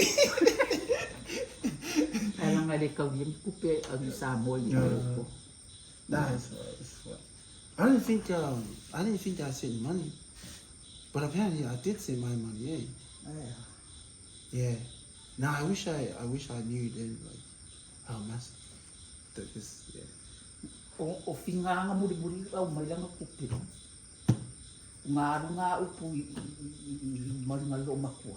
Nga au mai lo makua ai di fo finga. Yang nga upu kala mai kupe finga nga ka mai ya kinga. Lima fe was la kupe finga nga. Yes, that's another of Millie's favorite. Ai lima fe se la ue kupe lo fanga mai. Ai lima fe lima se la kupe como fai mai. Ya tici sa mai nga lima fe fai kala. Give me this. Kamukas. Yeah, sweet us. na se kas la ku o me alofa kamaka mua nga mai ai la uafe o sa afa ma epi askari nga mai ai la uafe le sia uafe nga amai ko o si ko songa seke nga umango u mfaile o ki mahauka o au kanga kai ese kele kipila kanina ai ese lo ngau lo ki dia ai wa umangi no faile o ki ale wa ku fama ko ku pe ai ngalo se ku pe abi kalau ya lo ni mase la ka ava ai ku pe ka Waka. kalau ma faile le o ki lo ma ko wa mai ka ya se ka o afunga no ko ngia o fa makasi lau ia kala ia ke mingo mai fefia o afunga la ko pe no ko fa ka si la kala ko ngi si la kala fo no avia si o ma si la kala nga avia ko kambua muai no o mai fefia Everyone said it was a good day. Yeah. They kicked, I was trying to listen in, and then the family kicked me out the Zoom. Yeah. Because when I hop in, like, no one likes me in the family, so I don't care. But yeah, when I logged in, and I was like, and then Maleka was so funny. She's like, nah, I want to add Anik back onto the chat. So she added me back on, and I hopped back on, and then for like 5 minutes, and they kicked me out again. Yeah. But that was, I had a long memory of Bulamakua. We all came into her life like really different times.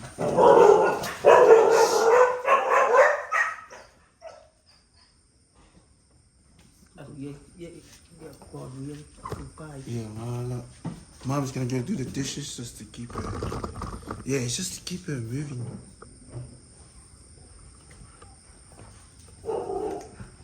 Aru ia ki ka mori fali. Maki fallo.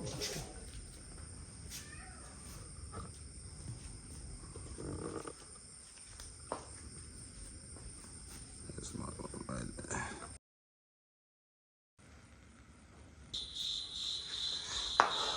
Mom, how old are you? 71. I'm about to worse my mom. Mom. Doesn't matter if she's 71. Let's go. Yeah,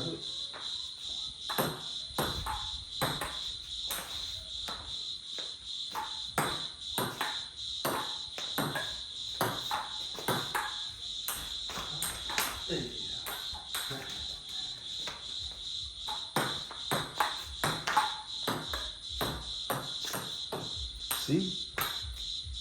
She's 71 now. Hey, really well.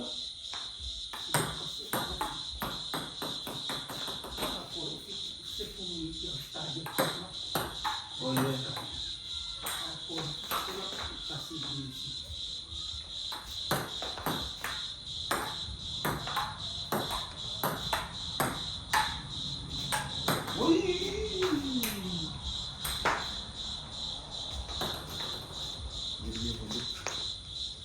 Tadi apa?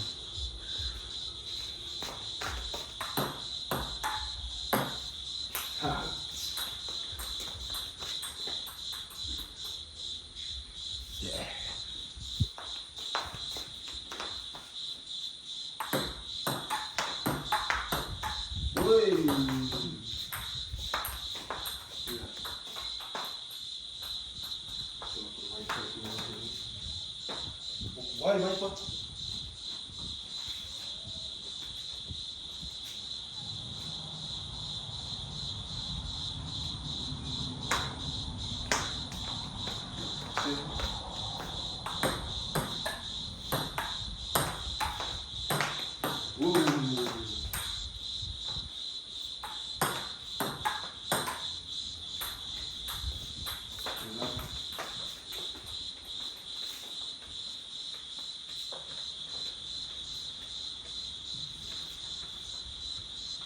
be watching a lot of these videos like 50 years from now.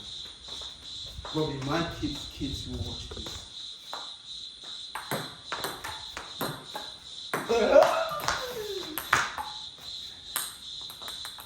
You guys on the way.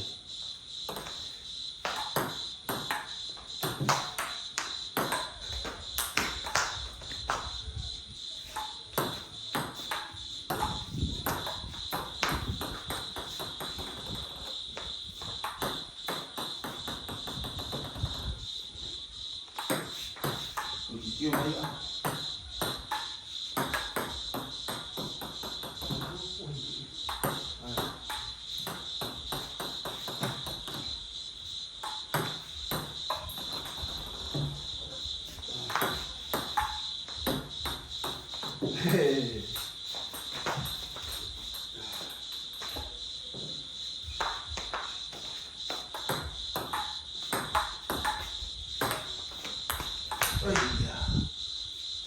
Oi.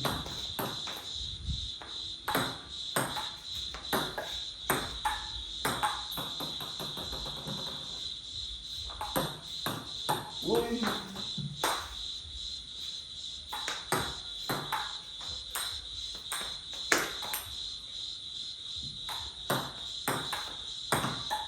Olha.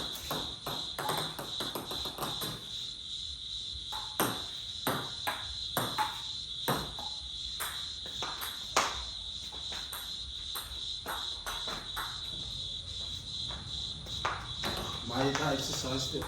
Hey. Oi.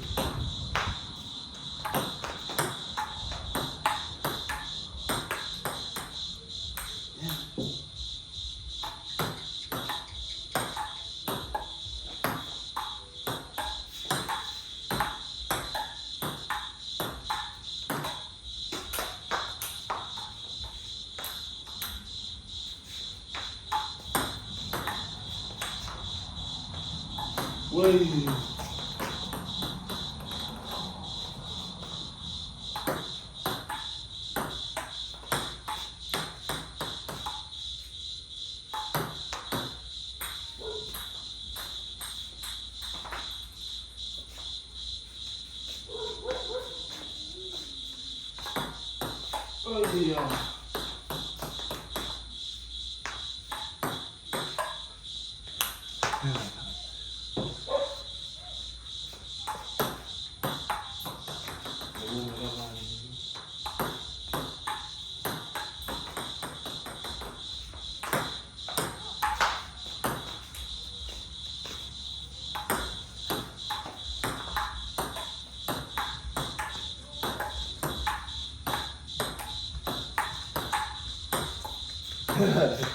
Pô, mas dá pra abrir.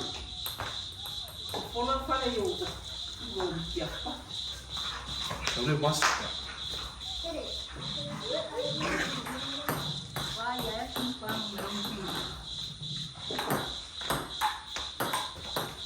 Oi! Oi!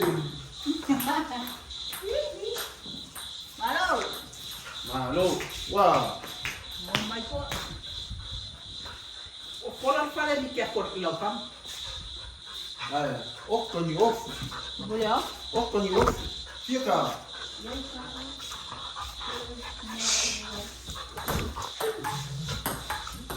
Oi! Uma vez vai alto. O bolha la vai no mako. Você quer pôr uma tirei igual cá? Ah, o fio é o sana. Lima iba. Lima ika. Olha, eu posso falar, não é? Ah, não, não, lima. Aí, tá uma hora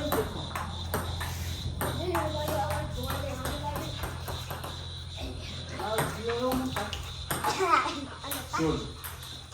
Yeah, she's 59. Doesn't matter. 59. O senhor o amo fia.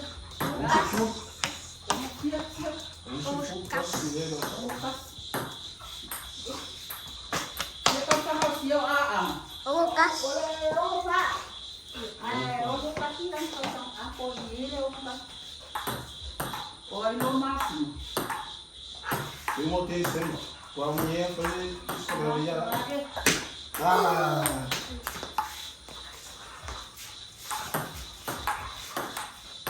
Olha, o moro vai espetar na sucara. Sucara. Nah, mas assim dele.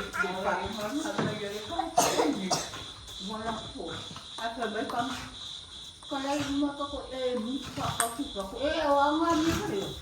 Aku kalau rumah minta kau suka kau. Kalau vai a charge que ele aba kululu não cupi. Ada apa macam apa ni?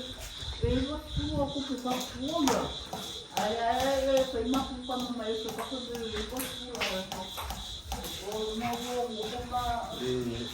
Ai. Sei vai aba kululu.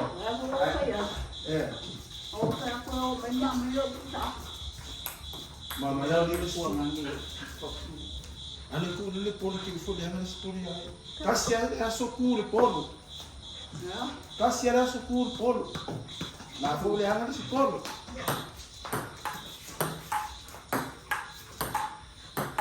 Kulungan tua yo kan.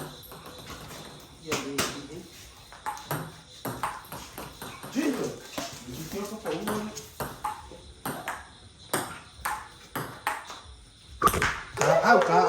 Quando o homem se eu fui lá. Quando o homem le dá mais quando o homem se arugua. Quando ele tá por o se fugi ai coisa. Saúde. E a casira o se Olá que dá agora a usa ka hanga fu.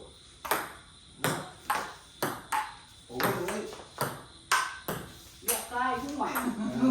Vai, eu caio, tudo caio.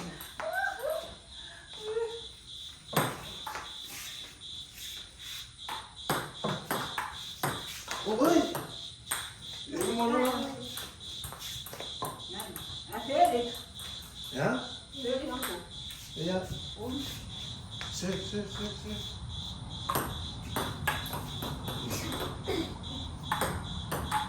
Oi.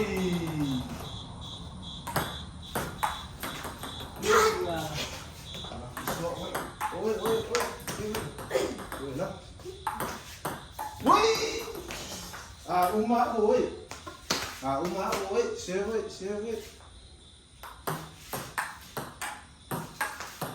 Ya, luau mese. Orang pulau enggak. Oh. Kuese. Oi. Vai. Ya, ada pun.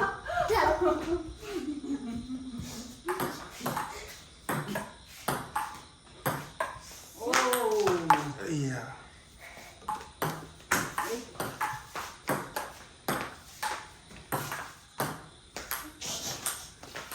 Saya sempat di sini yang aku pakai orang cakap. Saya longa 5 nyok kaya aku.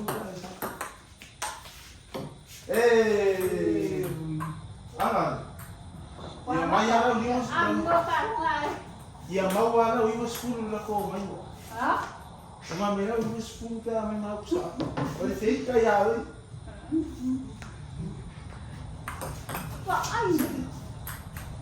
Mana apa? Kalau orang kata suka. Suka lah. Oh, makan lah. Di makan. Ya, ada kalau di makan. Boleh makan lah. Kira ulang muka. Cuma lo. Ya. Olha feio ai. Lu esse o Lucas. Aku. Lucas ai. Iya, dua kaki pulau. Lucas ai. Ai lima de server ka kan suya ilo na ya. Boy. Ya, Allah. Ya. Ai server ku i. Fa server ku pa ilo di. Foi falei ya. Ai server onye fa sala server ku i yo. Server ku i yo. Aku limang. E kui mang kaya serve, ai mo serve pula ela ia orang ni faz. Ada mo pula. tua. Ako ya maka lah, dia lah kari, dia serve. Ya. Ya, malu. Ya, dia lah maka serve 5. Ya. Kasih ya.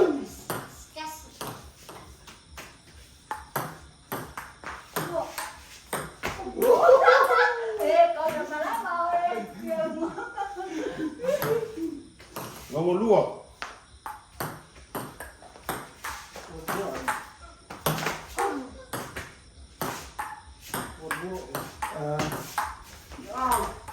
Kedua.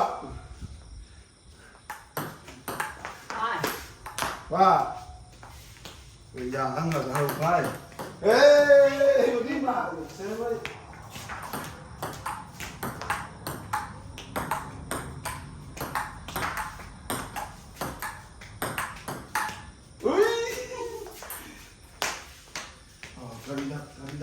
Kan masih ayo ya. 5 kasih woi. 5 kasih. Omua kasih woi.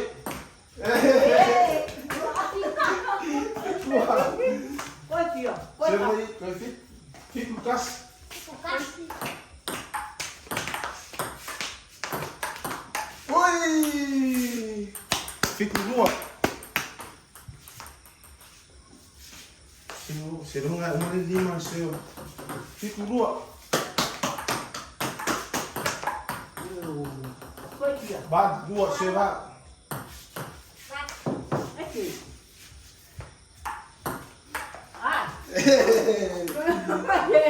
Woi pak 2 woi. Oi. Iba kon. Não foi lá não.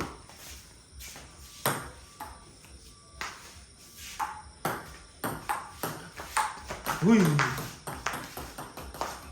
Iba fa. Fa oi. Oi. Kau fire. Iba kon. Se full kon. Kalau kau full fa. Ja, vi har haft godt radikalt. Ja. Jeg så var det søbom. Jeg var så fuld af far. Og jeg skulle gøre sit far. Hvor er det?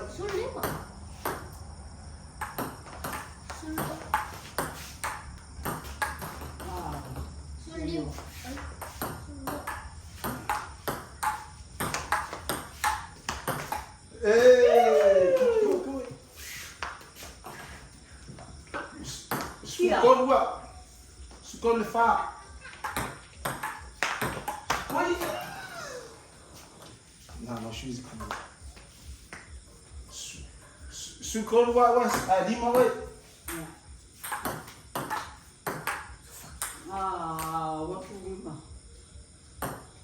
Subomo. Oi, Subomo. O fia lá. Eu não sei lá. E o carro não sei lá. Se for falha um. Nem se vê.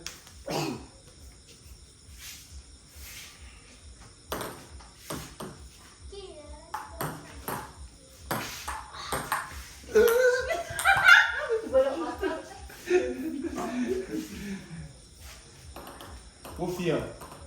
Os fulinhos leão. Vai. Suão.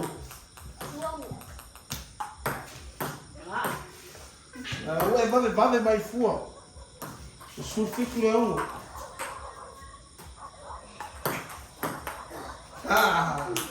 Surva do ombro, com a cidade do céu. Oi!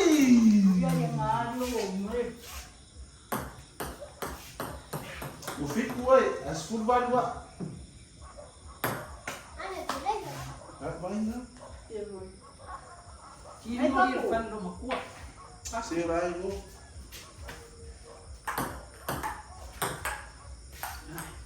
Mama ko ang nakangawin. Yeah. Yeah, those food we buy fit weight.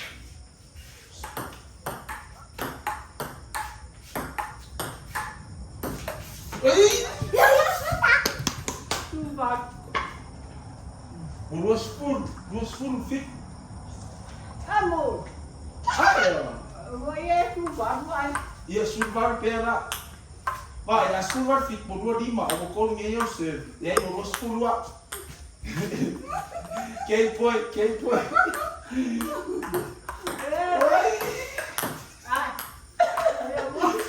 Guys, I won. Lah, ka. Kung may po. Mari tadi maya, kalisa maya, meron mo na. Ano kaki? Tadi na. Wala ka lang ka, hindi makati. Ay, ko ang hindi ko pa. Kakakain na. Kamay. Ano kaya makamakapo?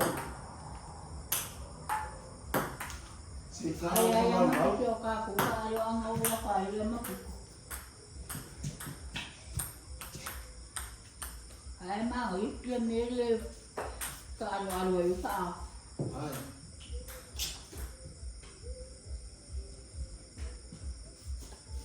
Sa kulo pa.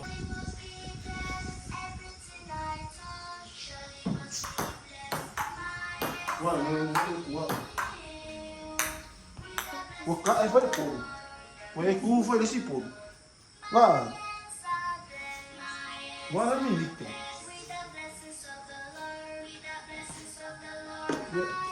Sabali po yung ulis ka ano mo. Ito mo yung ulis po.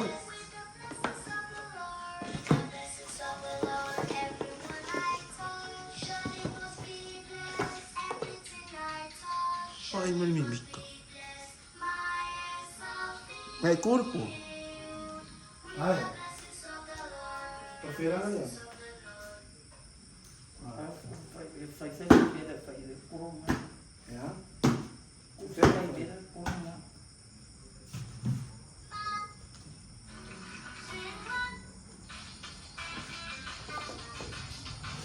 Ay, malimimik din.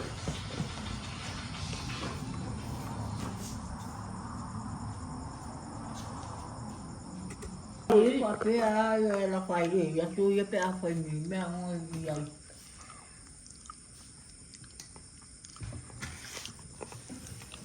Vai fazer o cuscuz. É um macapeiro que ele foi é pô. Mas aqui vai cá, em cá. Não. Foi calmo. Pecu foi ele no Facebook. Eu mas aí do mas com Pô, olha as coisas. Marca é olha só. Faz aquele ali a filha as coisas. Uma coisa aí da luz vai. que ele não tá